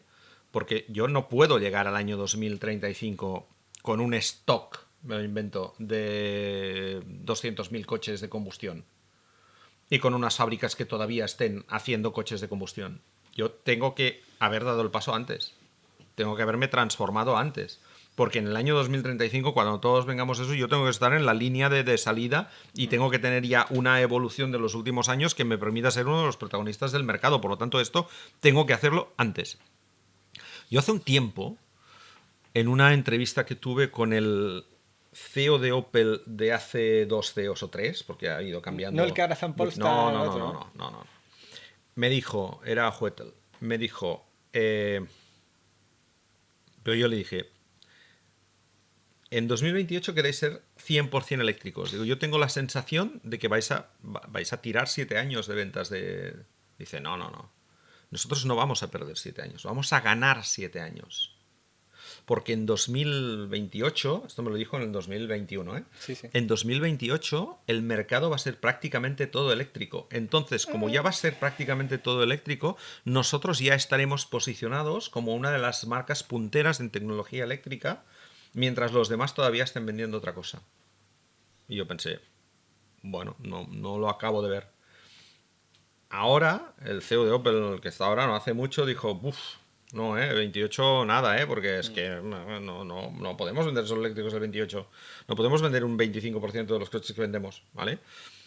Claro, ese error, que es un error un poco de cálculo, por un lado, pero sobre todo forzado por esa necesidad de hacer la reconversión antes de el plazo fijado para llegar a ese plazo fijado con todos los deberes hechos, que es algo que es lógico en cualquier compañía, es lo que ahora ha derivado también en la situación actual. Ha habido un montón de marcas que dijeron que en 2028, 2029, 2030, la propia Mercedes 2030, como has comentado tú, vamos a ser solo eléctricos. Bueno, no, es inviable. No se puede hacer. ¿Por qué? Porque quedarán 5 años de ventas de coches en las que no se van a vender 100% de eléctricos y por lo tanto vas a seguir teniendo que hacer otra cosa. Y porque para llegar a convertirte en 100% eléctrico en 2030... necesitas hacer unas inversiones de un calibre tal bestia, que si no vas vendiendo eléctricos por el camino, no las vas a poder pagar. ¿Vale? De ninguna manera. Y que además te van a dejar en el año 2030 con una marca atacando solo el 50% del mercado. Porque la mitad van a seguir siendo de combustión, como mínimo. Esto es lo que les hace dar marcha atrás a todos. Porque están dando marcha atrás todos. Y Källenius, con todo el sentido, le dice a la Unión Europea, oye, mira, que con esto que nos has puesto, con estos plazos, no vamos a llegar. Y no vamos a llegar. Primero, porque vamos a seguir fabricando coches de combustión sí o sí, pero sobre todo porque el mercado no nos está siguiendo. Y el mercado no nos está siguiendo básicamente, y esto, interpretadlo como queráis, porque tú, legislador, que es el que me obligas a llegar hasta aquí, me has dejado solo. No me estás ayudando. No has puesto en marcha un plan, por ejemplo, paneuropeo de subvenciones para que lleguemos aquí. A nivel de recarga, a nivel de compra, a nivel de mantenimientos, a nivel de lo que sea. Es decir, no nos has ayudado lo suficiente. Simplemente nos has impuesto y no solo no nos has ayudado, sino que nos amenazas con multarnos. ¿Vale? Entonces, esa es, en realidad, lo que decía De Meo antes, porque era él antes el que estaba en el lugar de Källenius en la CEA, es lo que decía Tavares aunque no estuviera en la CEA, es lo que decían todos los principales CEOs de compañías europeas. No solo le afeaban a la Unión Europea el hecho de que hubiera hecho una propuesta de tiempo, de timing, sin tenerlos en cuenta, sino que además durante esos años, más que en la ayuda, se focalizará en la multa. Claro. Y esa situación, la de verse un poco entre la espada y la pared, la están viviendo los fabricantes, que se han visto muy solos en esto, pero es prácticamente la misma en la que se han visto los clientes finales. Porque ni en un caso ni en el otro ha existido un estímulo positivo. El estímulo ha sido negativo. No. O sea, el coche que tú tienes, te lo vamos a prohibir. Te tienes que comprar un coche que igual te interesa o igual no. Igual te soluciona igual la vida, o igual te la complica. Sí. No, en vez de apostar por... Que es más caro. Claro, pero que también... Pero en vez de apostar por una... Que entiendo que haya una cierta presión hacia un objetivo. Pero la estimulación yo creo que debería ser positiva siempre. Ofrecer posibilidades a los fabricantes y a los clientes. Ofrecer opciones con distintos niveles de precio. Opciones que se adapten a las necesidades de cada persona. Y sobre todo, estimular premiándote por atreverte al cambio en vez de estimular amenazándote con un castigo por no hacerlo. Y ese yo creo que es el problema que hay. Y a los fabricantes les pasa eso, se ven entre la espada y la pared. Sí, Tengo que fabricar eléctricos para librarme de las multas que me quieren poner en la Unión Europea y llegar al objetivo 2035. Pero mi público no los quiere. Entonces tengo que vender coches de combustión. Pero si vendo coches de combustión me van a crujir. Y es un poco la situación esta absurda en la que estamos ahora. Sí. Que es la de la lucha, una vez más, entre un objetivo político con una realidad socioeconómica. Correcto. Entonces, Källenius le ha dicho a la Unión Europea, mira, lo hemos intentado, hemos hecho todo lo que nos habías pedido para llegar aquí, pero el mercado ha dicho, oye, no, a este ritmo no. Por lo tanto, ¿qué hacemos? Y es un poco pasarle la pelota a la Unión Europea, ¿no? Esta es la situación, resuélvela, porque al fin y al cabo tú eres el que nos ha metido en este entuerto. Es que no es una... Y al final es lo que digo, no es una cuestión ideológica o de ser pro eléctrico o anti eléctrico. Para la mayoría de personas, bueno, las personas normales del mundo mundial, sus prioridades son otras. O sea, si yo puedo tener un producto que me venga bien y puedo pagar y de camino contribuyo a mejorar la situación medioambiental, por decirlo de alguna manera, fantástico. Pero el mercado manda, la realidad al final del mercado es la que manda. es muy fácil ser adalid de una transformación ecológica cuando estás en el taco. Es mucho más fácil ser, oh, sí, la ecología, todo fantástico.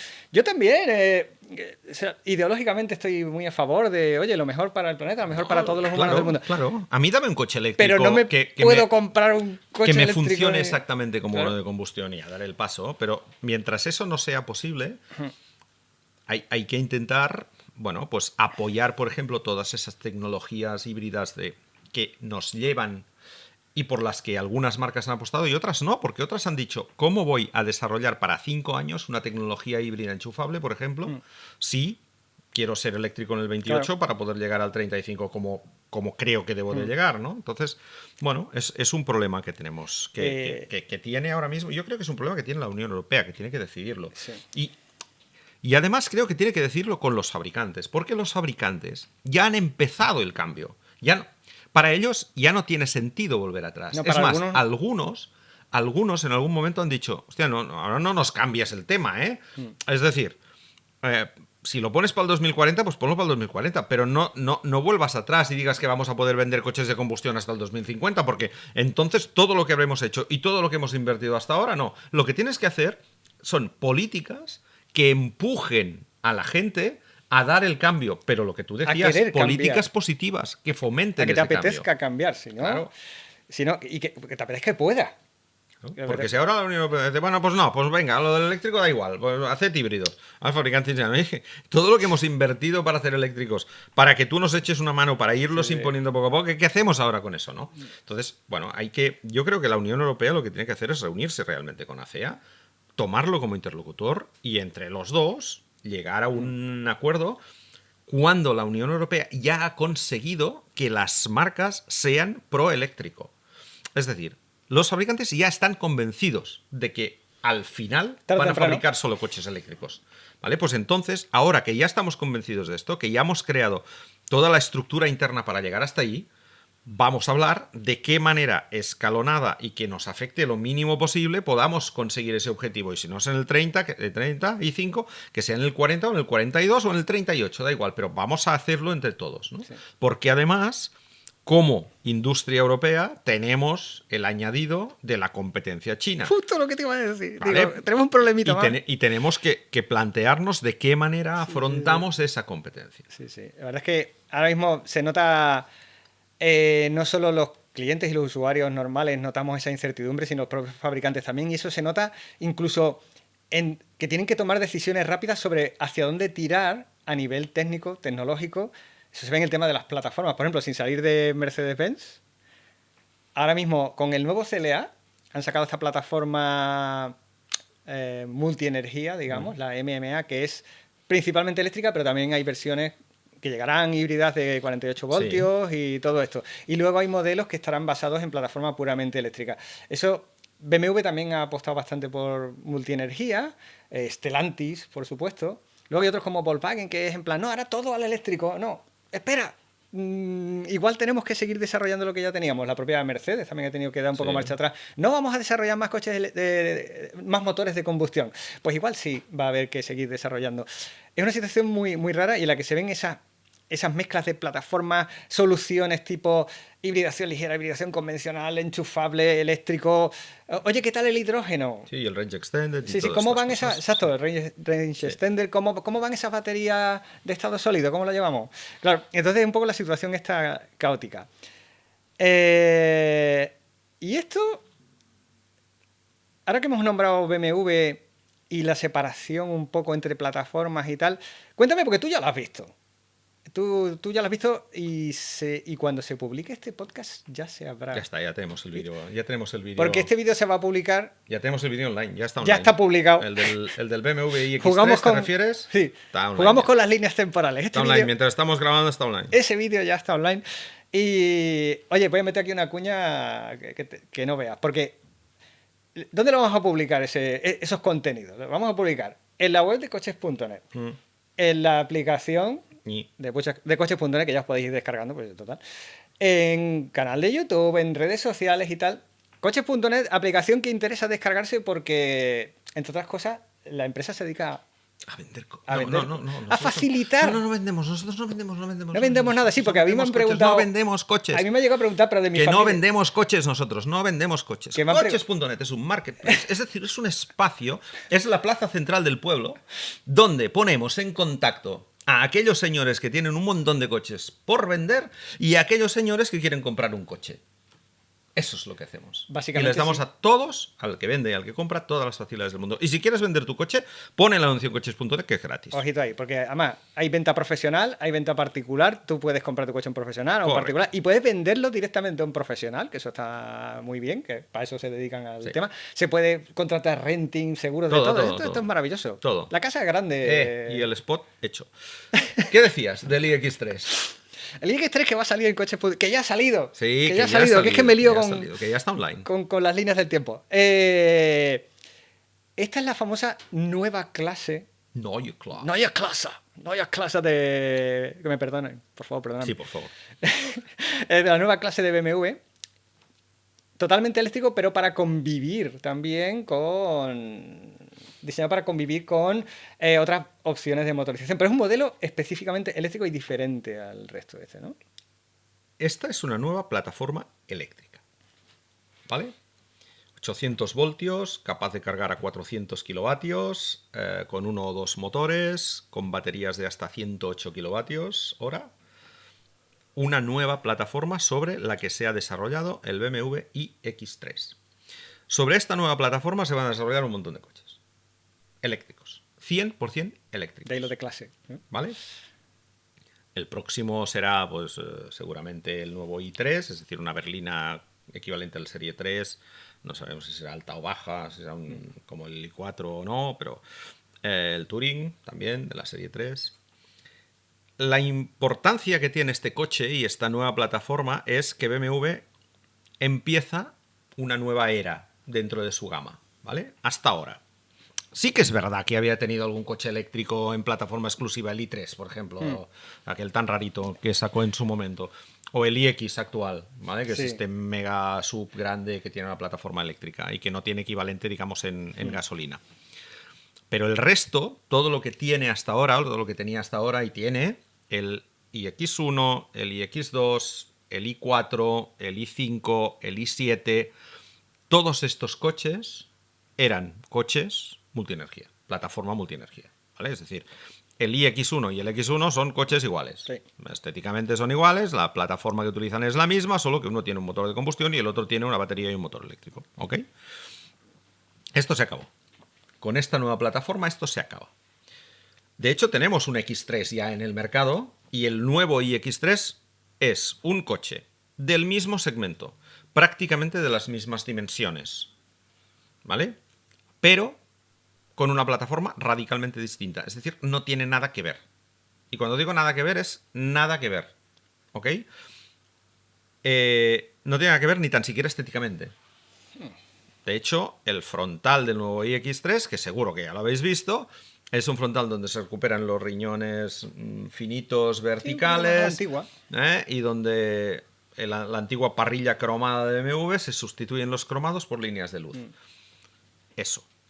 Este es uno de los primeros cambios. Pero sobre todo es que este coche, lo bueno que tiene es que dentro tiene 4 procesadores la plataforma, que son uno para las ayudas a la conducción y la conducción autónoma, con una capacidad de procesamiento 20 veces superior a lo que tenían hasta ahora.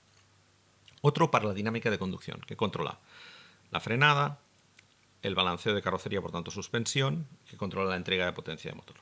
Hay otro que es para recarga, evidentemente, ¿vale? Para todo el proceso de recarga y para toda la gestión del sistema eléctrico per se.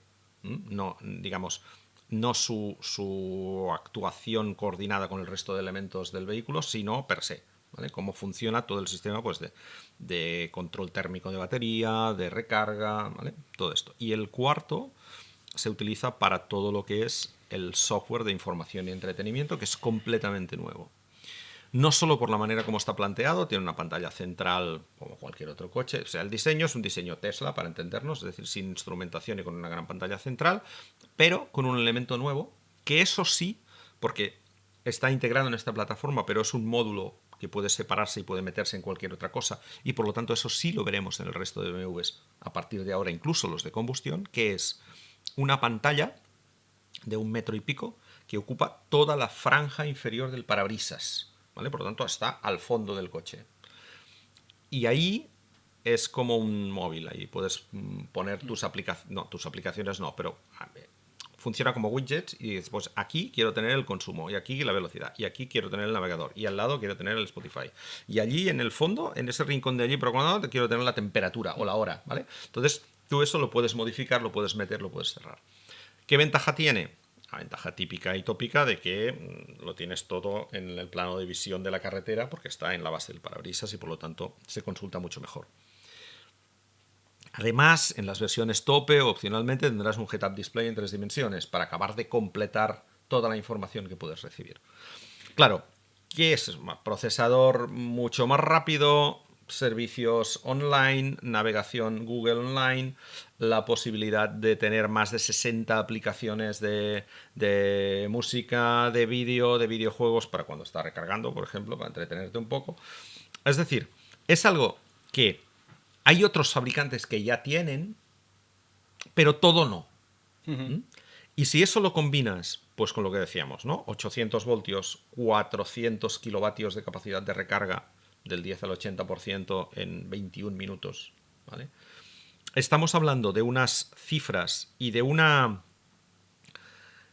tecnología, baterías con módulos cilíndricos en lugar de cuadrados, con una densidad un 20% superior, tecnología propia de BMW, batería que forma parte de la estructura del vehículo, que por lo tanto es portante. Es decir, hay una cantidad de tecnología tan bestia metida ahí en esta nueva Neue Klasse que para mí, como especialista un poco en esto del automóvil, digamos, me parece que es uno de los saltos cualitativos más importantes que hemos visto en el ámbito eléctrico. ¿Eso por qué? Primero, porque convierte a BMW en un fabricante de coches eléctricos.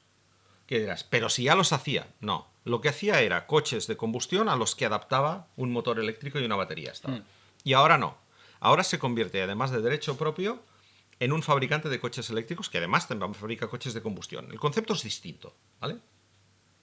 Y por otro lado, me parece que lo que tiene esa tecnología nueva está ahora mismo por encima de lo que tiene el resto. En Europa, ¿eh? Es posible que algunos de los chinos pueden... Sí. Pero el planteamiento que han hecho es decir, no, lanzamos esto y no como han hecho otras marcas, nos ponemos al nivel de los demás para competir a ver qué... Sí. Sino, no, damos un golpe sobre la mesa.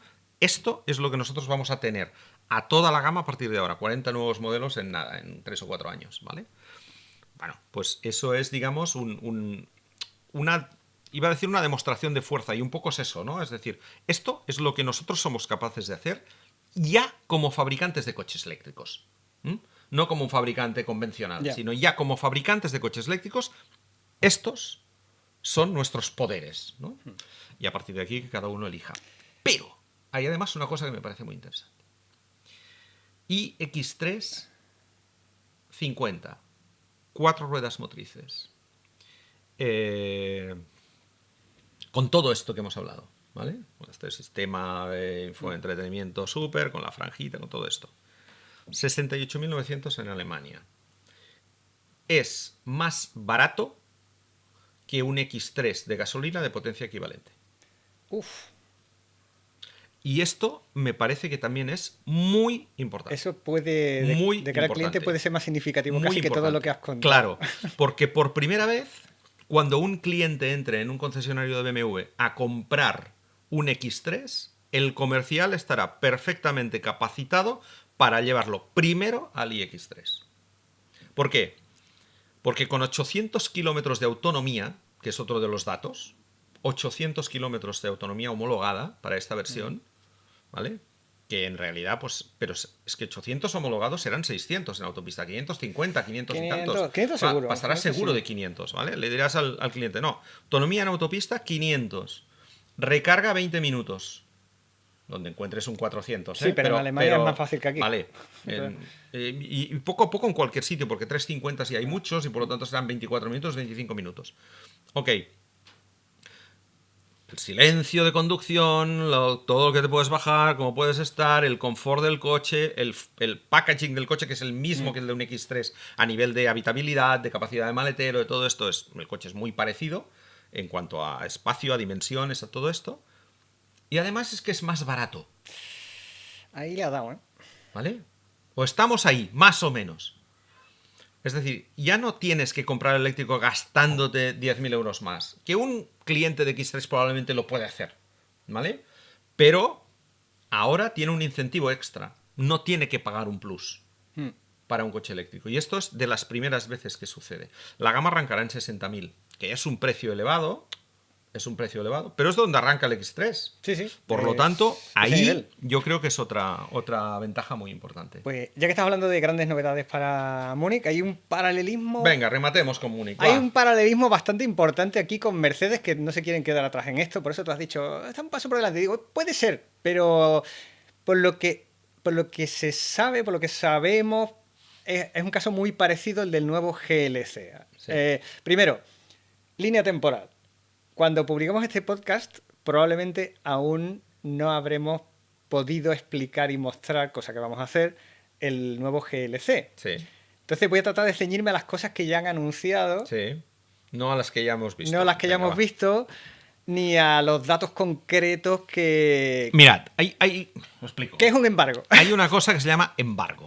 ¿Qué significa eso? Eso significa que nosotros, por ejemplo, ahora mismo, domingo, cuando todavía no se ha abierto el Salón de Múnich y se abre mañana, ya hemos visto el BMW X3, que ya lo hemos publicado porque el embargo ya ha finalizado. El Mercedes GLC, el nuevo Renault Clio, que también se verá Sí. ¿vale? Hemos visto, yo qué sé, el Skoda Vision 0 Sí. el Volkswagen ID Polo, todo esto, ya. Son coches que ya los hemos visto. En algunos casos ya tenemos incluso el material, pero tenemos un embargo firmado. ¿Qué significa un embargo? Bueno, pues que la marca a los medios de comunicación nos ofrece el material y la información de ese nuevo modelo, vídeos, fotos, información técnica, todo eso. ¿Para qué? Pues para que podamos trabajar tranquilamente y elaborar los contenidos que vamos a sacar, ya sea publicándolos en una revista o, en nuestro caso, publicándolos en la web o haciendo un vídeo al respecto, ¿vale? Entonces, claro, nosotros ya hemos visto el nuevo prototipo de Cupra, por ejemplo, Sí. ¿vale? Que también estará. Todo esto ya lo tenemos trabajado, ya lo tenemos hecho, ya lo tenemos listo para lanzarlo mañana cuando abra el Salón de Múnich. Pero obviamente hoy no os podemos contar más Mira, que aquello que la marca ya ha hecho público. Entre tú y yo, Joan, aquí tenemos ya la foto del... Es que no lo podemos... ¡Qué guapo! Sí, sí, sí. Estamos viendo el Cupra Tindaya, que veréis a partir de mañana todos, pero hoy todavía Está aquí, no nos lo podemos no mostrar, podemos pero es cómo enseñar. funciona esto. Claro, la idea es que podamos publicar lo antes posible con toda la información de antemano, Sí. para que vosotros tengáis la información, pues los primeros. Pero no nos podemos saltar el embargo, no os podemos enseñar ahora estos coches, porque si no, luego vendrá la marca y dice, que tú te has saltado el embargo, te quedas sin información Claro, a partir pero de ahora, nunca más. Es, ¿no? es algo más que un acuerdo de caballero, porque Es un acuerdo de caballeros. un generalmente acuerdo de caballeros. en muchos casos se hace de palabra, pero en algunos casos te llega un bonito documento que tú tienes que firmar en el que hay muchas cifras Sí. con puntos en medio de multa no solo a ti, sino a tu empresa si te saltas el embargo. Es un compromiso que tenemos. Correcto, Entonces, correcto. sabemos la información y hay la que podemos dar y la que no. Afortunadamente, en el caso del GLC, la marca ya ha contado muchas cosas técnicas sobre el producto. Correcto. Y entonces, pues lo que, bueno, o sea, a falta de verlo y datos concretos que no podemos dar, es un caso relativamente parecido al del BMW iX3 del que ha hablado Joan. Es el nuevo GLC, y esto lo cuento en el vídeo que vamos a publicar al respecto, ¿eh? Vamos a hacer un vídeo específico sobre el GLC, pero el nuevo GLC, ¿es un nuevo GLC cuando hace 3 años que tenemos un nuevo GLC, nada más? Sí, y sí, porque ese nuevo GLC eléctrico. Es un poco como lo del iX3. Es un automóvil que es como un GLC, bueno, de hecho se llama así, es ligeramente mayor en dimensiones, es un automóvil totalmente distinto a nivel técnico al GLC con motores de combustión que ya conocemos. Estéticamente solo han mostrado hasta ahora el morrete del coche y ya os podéis hacer una idea de que es diferente, pero es un producto completamente distinto. Un poco lo que ha hecho Audi con el Q5 y el Q6 e-tron. O Son Sí. dos coches que son prácticamente del mismo, pero uno es el eléctrico y este está. Aquí han decidido unificar la nomenclatura.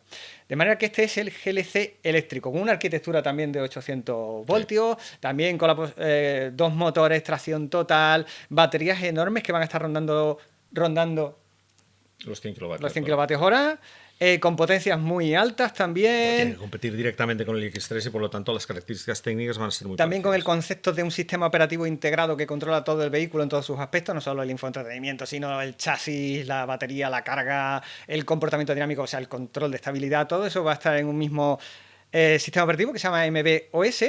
Y está construido el coche sobre una plataforma a la que hasta ahora han llamado MB-EA, que es para automóviles exclusivamente eléctricos.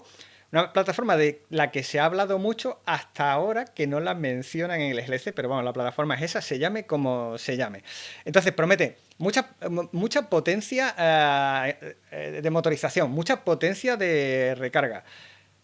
Y en principio se espera que este coche solucione uno de los inconvenientes que no ha quedado muy claro si lo tiene o no un coche que lleva otra plataforma, que es el nuevo CLA eléctrico, que es de 800 voltios, pero en principio no es compatible con los cargadores convencionales de 400.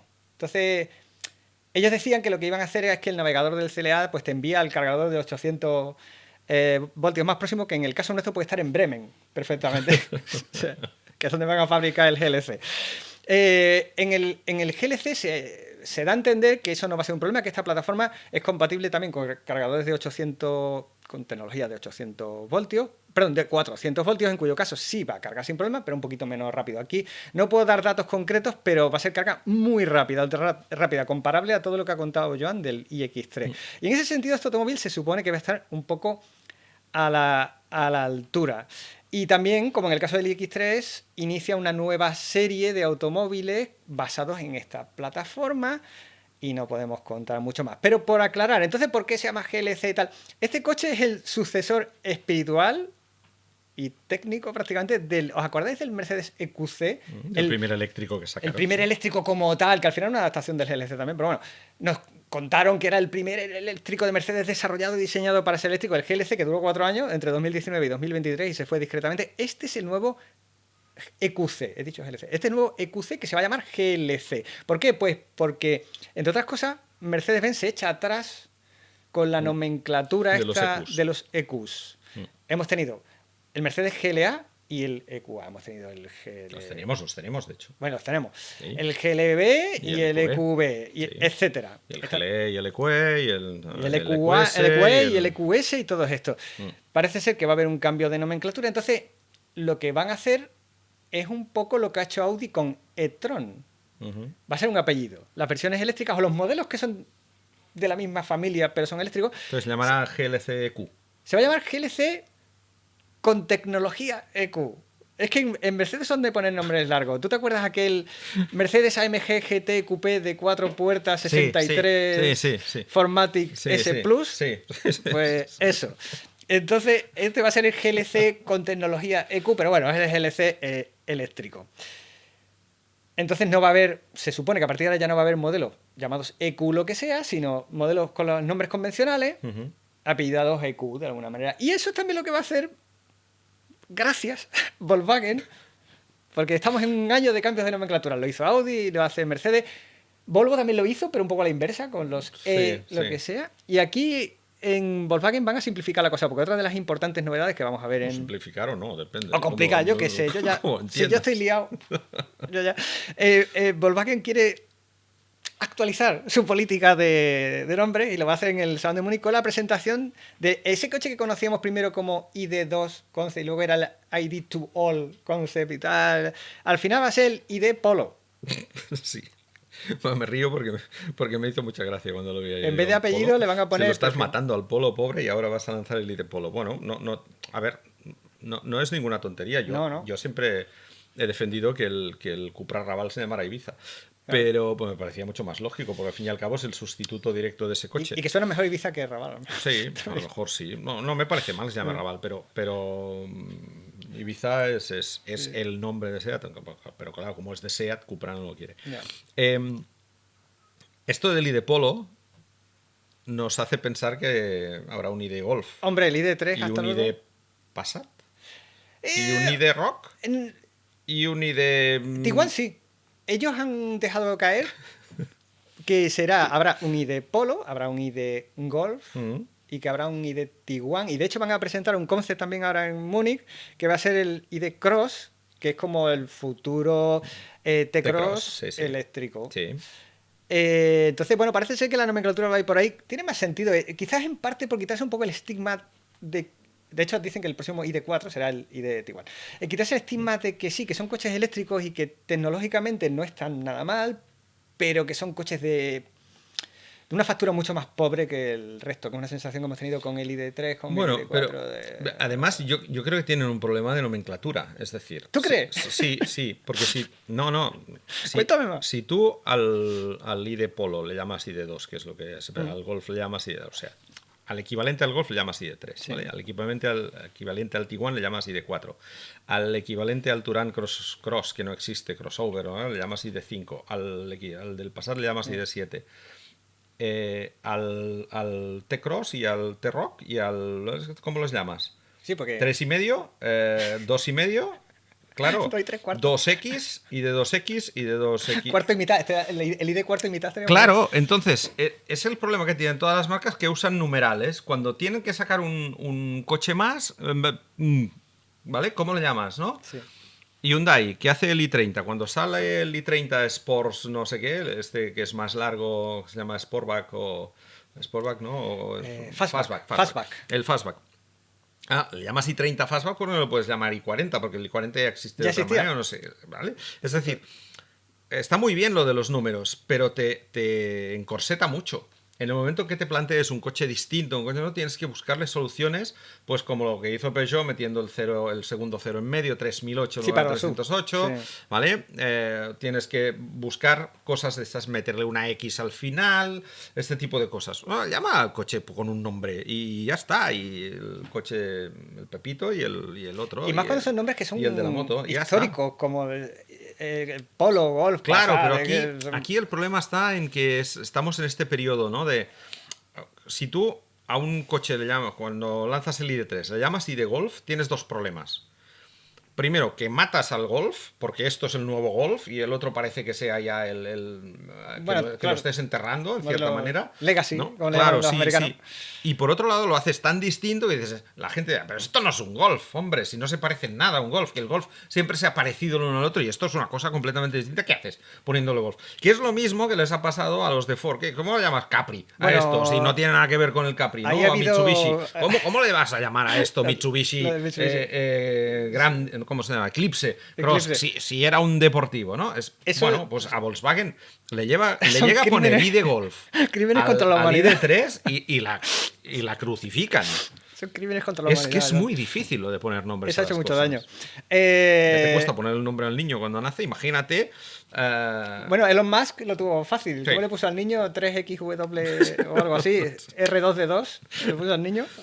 Pero esto no es más... en el fondo yo no culpo a las marcas de esto. Yo creo que es fruto de la misma incertidumbre de la que estamos hablando. Claro. ¿Para dónde tiro? Johan, Klaus, ¿qué hacemos mañana? Sí. Pues he pensado... ¿Y si resulta que no estamos vendiendo el ID3 tampoco porque no se llama Golf? Que es lo que deberíamos estar... Ostras, pues igual sí, pues vamos cada argumento pues que lo probamos. Claro, lo probamos con el Polo, a ver si lanzándolo con el nombre de Polo la gente lo percibe realmente como el sustituto del Polo y nos compra el coche eléctrico. Lo que está claro es que... Es complicado esto. Lo que está claro es que en cualquier caso el ID Polo que lo van a mostrar camuflado. Bueno, sí. Bueno, con camuflaje es un vinilo, ¿ves? Parece un Polo así de... Es que parece un Polo, sí. No es... vale, es un coche eléctrico. Que esta es otra tendencia que afortunadamente creo que empieza a revertirse un poquito, la de hacer los coches eléctricos como diciendo, soy eléctrico. ¡Ey! Se pasaba con los híbridos, ¿te acuerdas? Que todos llevaban cosas azules. Sí, todos tienen ribetes azules y tal. Pues ahora todo... ¡Ey, cuidado! Que soy eléctrico! Cuidado. Que se note mucho. Y ahora parece que se note menos. Ahora es que... No. Que no se note. Que no se note. Que no se note. Que no se note, a ver si así que no se note, a ver si cuela. Y entonces, por lo que se ha visto, y lo vais a ver en nuestra cobertura del Salón de Múnich, aparentemente es un coche muy Polo. Sí. Mientras que el ID3, por ejemplo, era un poquito... nada Golf. No es nada Golf. Es nada Golf. No se parecía a nada. Entonces, probable el ID4 y el Tiguan ya me contarás. No tiene nada dimensiones y un poco morfología, pero ya está. Entonces, todo esto es reflejo de una situación de incertidumbre que también se va a demostrar en este Salón de Múnich, en la variedad de productos que hay, porque no... Es que todo el mundo hace cosas distintas porque nadie sabe qué es lo correcto. Es que este es el tema. ¿Vale? Es decir, Volkswagen va a hacer ahora un ID2 y de Polo porque que se parezca mucho al Polo. Porque de esta manera dará continuidad al Polo. Vale, ¿eso es lo correcto? ¿O lo correcto es lo que hace BMW? Que el iX3 lo desmarca estéticamente todo lo que puede del X3. Para que se quede claro que es eléctrico y que es distinto y que es otra historia y que empieza una nueva era. El Mercedes es igual, el GLC claro, del que no... es distinto. ¿Cuál es la solución buena? ¿Es lo de Stellantis, que coges un 208 y tienes que mirar debajo a ver si hay tubo de escape porque si no, no sabes si es eléctrico o no es eléctrico? ¿O lo mejor es irte a hacer un Ioniq 5, un Ioniq 6 o el Ioniq 3 que va a salir aquí separada, en forma conceptual, que no tiene nada que ver con ningún otro modelo de la marca, que es una cosa completamente distinta? Una familia específica. ¿Qué es lo que hay que hacer? ¿O hay que ir para adelante y para atrás? Es decir, con las nomenclaturas Toyota BZ4X, el futuro BZ3X, no, se llama Urban Cruiser. Por favor. A ver, ¿y eso? Pues no, pues sí, porque es que esto, el BZ4 es muy complicado y vamos a recuperar un nombre que ya teníamos, lo llamaremos Urban Cruiser. Bueno. Es como lo del Toyota X Cross. Es que son estas cosas que... Claro, son estas cosas que no se acaban de entender muy bien y que parece que los departamentos de marketing en estos momentos no tengan claro qué es lo que tienen que vender, a quién y por dónde tienen Todos que somos ir. humanos y aquí se nota... que esto es igual, pero esto les pasa a todo el mundo, ¿eh? Lo de las focas de BYD pasa exactamente es como lo nosotros, mismo. ¿Cómo le ponemos al podcast de coches.net? El podcast de coches. Dejémoslo así, ¿no? Esto sí, creo que ya lo conté alguna vez, pero yo hablé con gente de BYD en el momento en que iban a lanzar el Surf. Sí. Que yo le llamo Surf, no Dolphin Surf. Le llamo Surf porque el Dolphin es otra cosa. ¿Había un Dolphin ya? Ya había un Dolphin. Ya hay, de hecho, todavía se sigue vendiendo. Está en Runout, pero se sigue vendiendo el Dolphin. Construye ¿no? tus sueños Delfín. Exacto. Que está muy bien, pero es que no tiene nada que ver un coche con otro. Uno es un compacto de segmento C y el otro es un coche urbano pequeño. ¿Por qué no le llamáis Surf directamente? Me dijo, no, es que la directora general quiere que se llame Dolphin. Y los chinos son muy jerárquicos. Entonces, si la directora general dice que hay que llamarle Dolphin, si Estela Lee dice que hay que llamarle Dolphin al coche, hay que llamarle Dolphin y no se hable más. Los chinos son muy jerárquicos. No se hable más. Pero dices, como departamento de marketing, ¿por qué usas el nombre de Dolphin, que ya lo tiene otro coche, que además es de los que menos te ha funcionado, porque no era muy agraciado estéticamente, es el que menos se ha vendido? Oye, lanzas un coche nuevo, joven, ponle Surf. Si es perfecto el nombre. Para surfear la jungla urbana. Si es impecable. ¿No? El coche ¿Por qué le tienes que poner visualmente encaja con eso? El nombre de Dolphin delante? BYD o BYD, como quieras, Surf. Impecable, coche pequeño. ¿Cómo? Pues no, Dolphin en medio. Choque cultural. No sé, yo esto de los nombres habría que hacer un podcast dedicado a esto, Juan Carlos. Lo vamos a hacer porque pues lo hay... hacemos un día. Pero nombres complejos, nombres que nunca deberían haber existido, nombres que llevan a confusión, por decirlo de alguna manera. Sí. Oye, no entraremos en los mismos de siempre, pero hay algunos habrá que hacer cosas con eso. Sí. Pues, ¿sabes que en algunos mercados mundiales, en algún momento determinado, en un semáforo podían coincidir el venga y detrás el vamos? Pues estas cosas. Me vas a matar, Joan. No, es verdad. Había un Kia Venga y un Honda Vamos. ¿En serio? Vámonos, Manuel. Ay, por Dios, me vas a matar, Joan. Venga, seguimos. Me vas a matar. ¿Dónde estamos? No me acuerdo. Hay que acabar. Estamos en Frankfurt. Y rematamos en Frankfurt con lo que habrá. Frankfurt, qué buena salchicha. Os lo contamos. Pero y además, en Múnich. Correcto, Múnich. Que yo de Frankfurt soy muy. O sea, Frankfurt soy muy fan. Sí, de Múnich, Frankfurt. Múnich. Pero que por cierto, oye, a todo esto, Múnich llevan dos ediciones seguidas. Tres seguidas ya con la tercera. Sí. Qué memoria la mía. Ya hace 6 años del último Frankfurt. Sí. Fue Múnich. ¿Pero del anterior? Bueno, es que el anterior Frankfurt fue en pandemia, creo, no se hizo porque tocaba en el año... Sí, verdad, porque ya Frankfurt hace que no 21 o 19... Yo llevo 2 Múnich, no sé, el pasado y bueno, el que vamos ahora. No sé si hubo esto o no. Múnich, este es el tercero. Vale. Pues... Este es el tercero. Y ahora haceremos con otras novedades porque se nos está yendo de las manos como siempre la cosa. Sí. Vamos a estar allí. Sí. En Múnich in person, de hecho nos vamos ya. Sí. Y vamos a estar, aparte de nuestra jefa suprema, va a estar Rebeca Álvarez, vas a estar tú, servidor, vamos a estar por allí haciendo contenidos de toda clase, para YouTube, para redes sociales. Sí. Y a partir de mañana, lunes, en redes, todo lo que dé de sí el Salón de Frankfurt / Múnich, o sea, Múnich. Y a partir del miércoles... Sí, pues tenemos que volver, tenemos que preparar el vídeo. Si llegamos a la hora correcta, el miércoles tendréis el miércoles por la noche tendremos un resumen gordo. El resumen gordo del Salón de Múnich, si queréis en YouTube, en la web, en la aplicación y... En todas partes, en coches.net, en todas partes. Y si queréis estar muy al tanto de las cosas tal y cual van sucediendo... Pues venga, redes sociales, TikTok, Instagram, Twitter, en todos los coches.net oficial. Ahí estaremos y ahí lo podréis ver. Veremos, pues podríamos terminar esto listando las novedades que habrá en Múnich y diciendo esto es lo que os vamos a enseñar. Algunos ya se han visto, el iX3, que ya lo tenéis publicado, es un ejemplo. Hay alguno más que ya se ha visto. Por ejemplo, el Audi Q3 Sportback, que ya se ha visto. Este ya se ha visto el concepto raro de Audi, el Concept C, este deportivo... Sí, es un deportivo eléctrico que es un TT, en realidad, más o menos, un poco más grande. Es más grande, pero por dimensiones es un biplaza. Y que recuerda... que recuerda esos concepts que hacía Audi hace 30 años, que llamaban la atención así plateados. Es muy... Audi siempre tiene ese recurso de inspirarse en sus coches de competición auto-unión de preguerra con esa parrilla más vertical y tal. Va muy por ahí. La verdad es que el coche no es nada feo y yo creo que Audi podría necesita ser eso, ¿no? Sí, un coche icónico que hace mucho tiempo que no tiene, desde que perdió el TT. Digamos, el TT no lo perdió hace un año cuando dejó de fabricarse, lo perdió hace ya más años cuando ya no tenía la capacidad esa de sorpresa o de deseo, ¿no? Porque ya había muchos, y el R8 también, hasta luego. Con el R8 pasaba un poco lo mismo. Ahora se ha sosificado. Estos coches son coches de una generación, ¿no? Esto ha pasado con un montón. El segundo Volkswagen New Beetle no tuvo nada que ver con el primero. El primero tuvo un éxito que el segundo no tuvo. El Range Rover Evoque, que fue otro coche icónico en el momento de su lanzamiento. La segunda generación ha pasado prácticamente desapercibida. Siendo mucho mejor. Sí. Con el Audi TT ha pasado un poco lo mismo, ¿no? La primera generación fue muy heavy. La segunda, bueno, aguantó bien, pero la tercera ya porque ese impacto de la novedad, esto va bajando. Yo recuerdo son coches muy de golpe, muy icónicos de un vez. Momento, ¿no?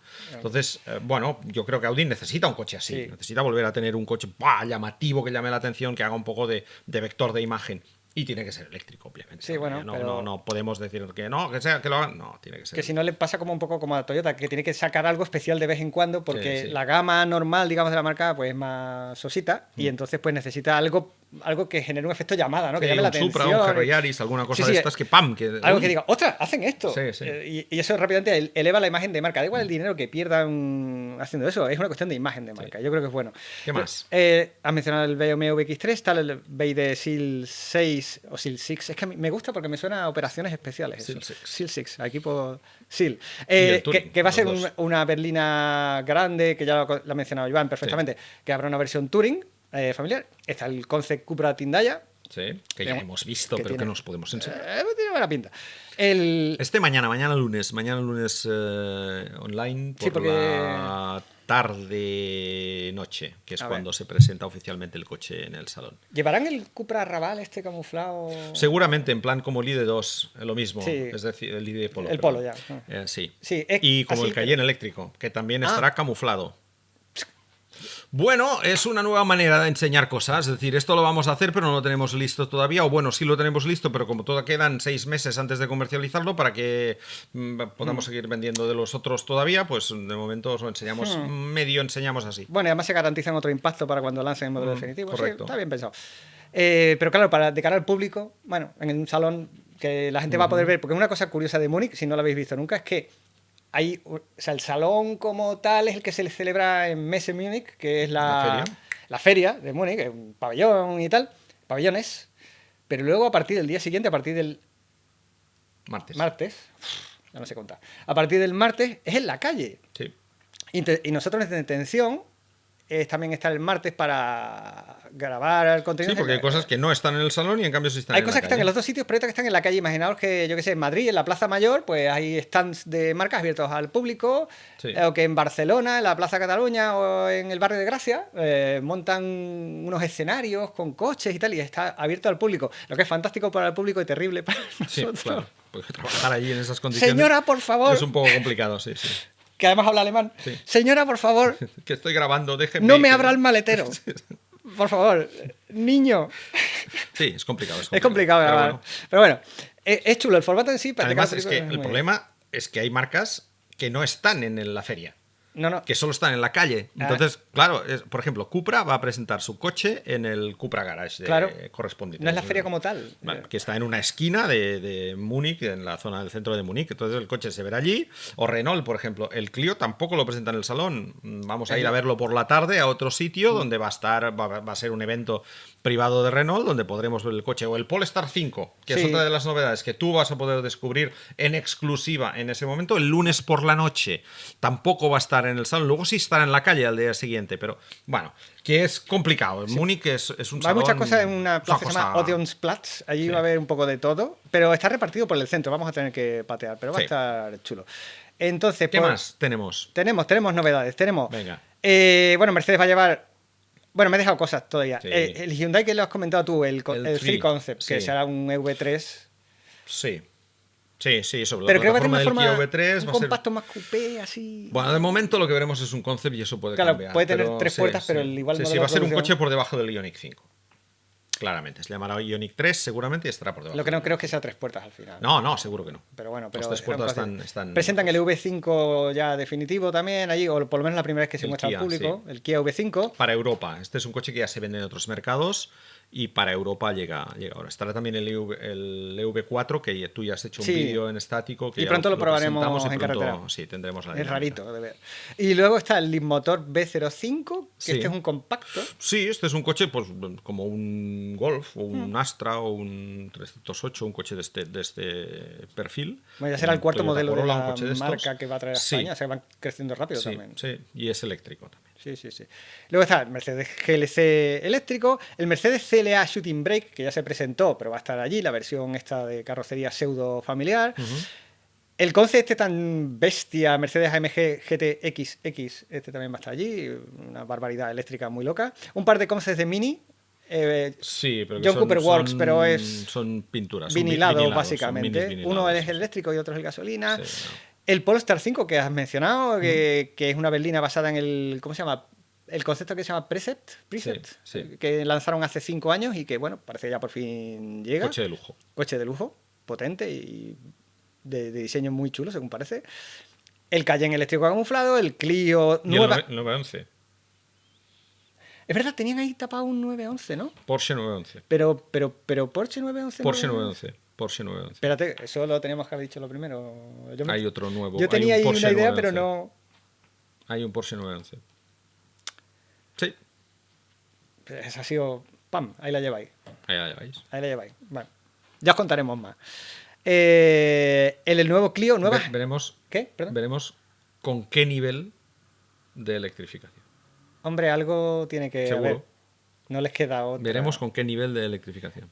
Bueno, si se han cargado el Boxster y se han cargado el Cayman y los querían hacer eléctricos. Ya vendrán, están en ello. Y el Macan eléctrico, Dios. Y bueno, en fin.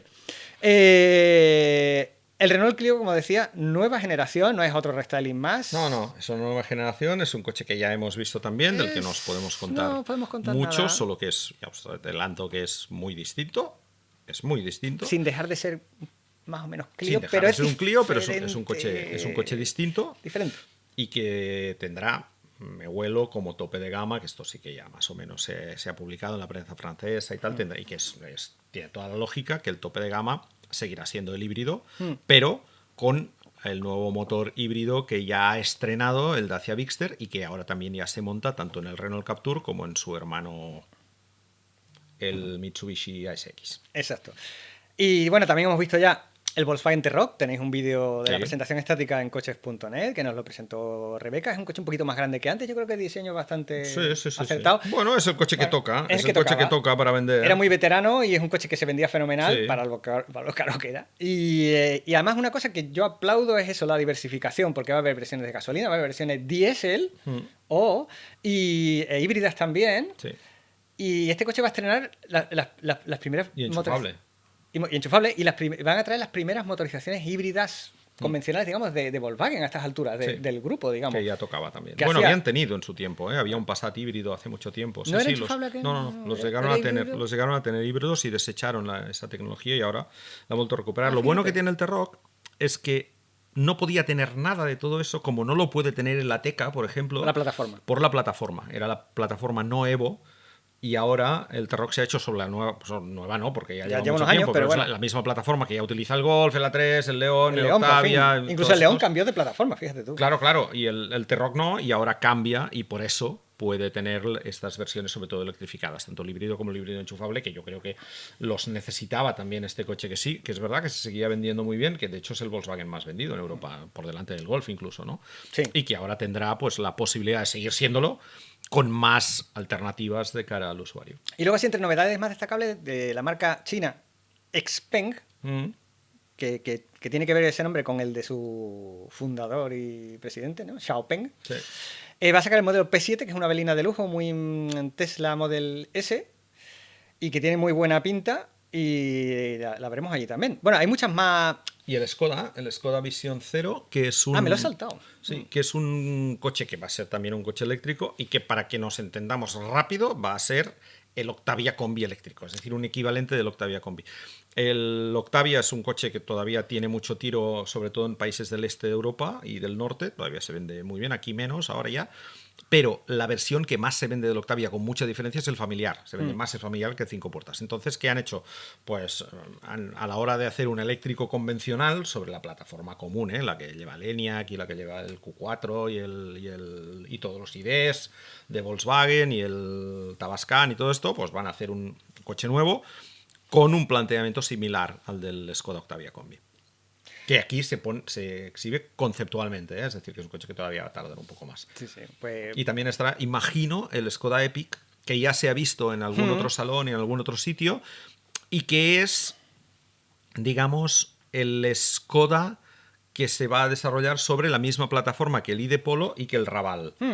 Y que el ID Cross de Volkswagen cuando venga. Es decir, aquí esto es importante saberlo porque nos toca muy de cerca.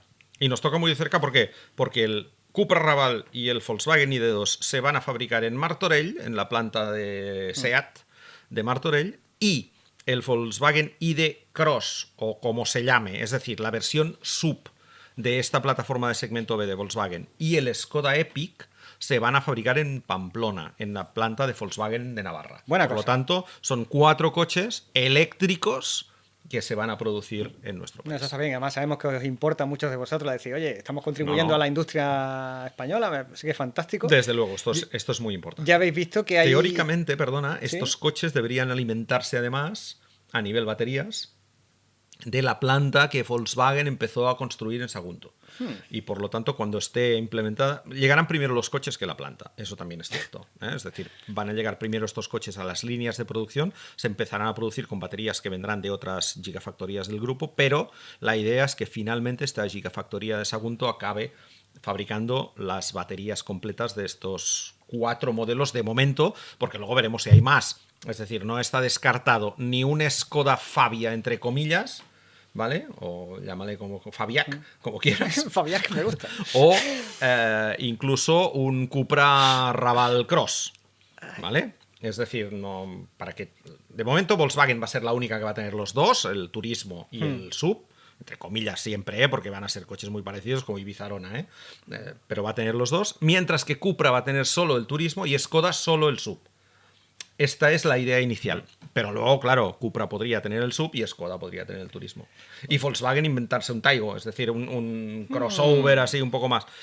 La plataforma está y sobre esa plataforma ya sabéis que se pueden hacer un montón de cosas. Incluso, aunque se ha dicho que no, pero vete a saber si un Audi A1 eléctrico en un momento dado. Es decir, que se puede hacer cualquier cosa. Poderse se puede. O un SEAT incluso eléctrico. Oh, ¿sí? ¿Tú crees? No sé. Ah, bueno, no sé. No sé. Se suponía que lo iba a haber.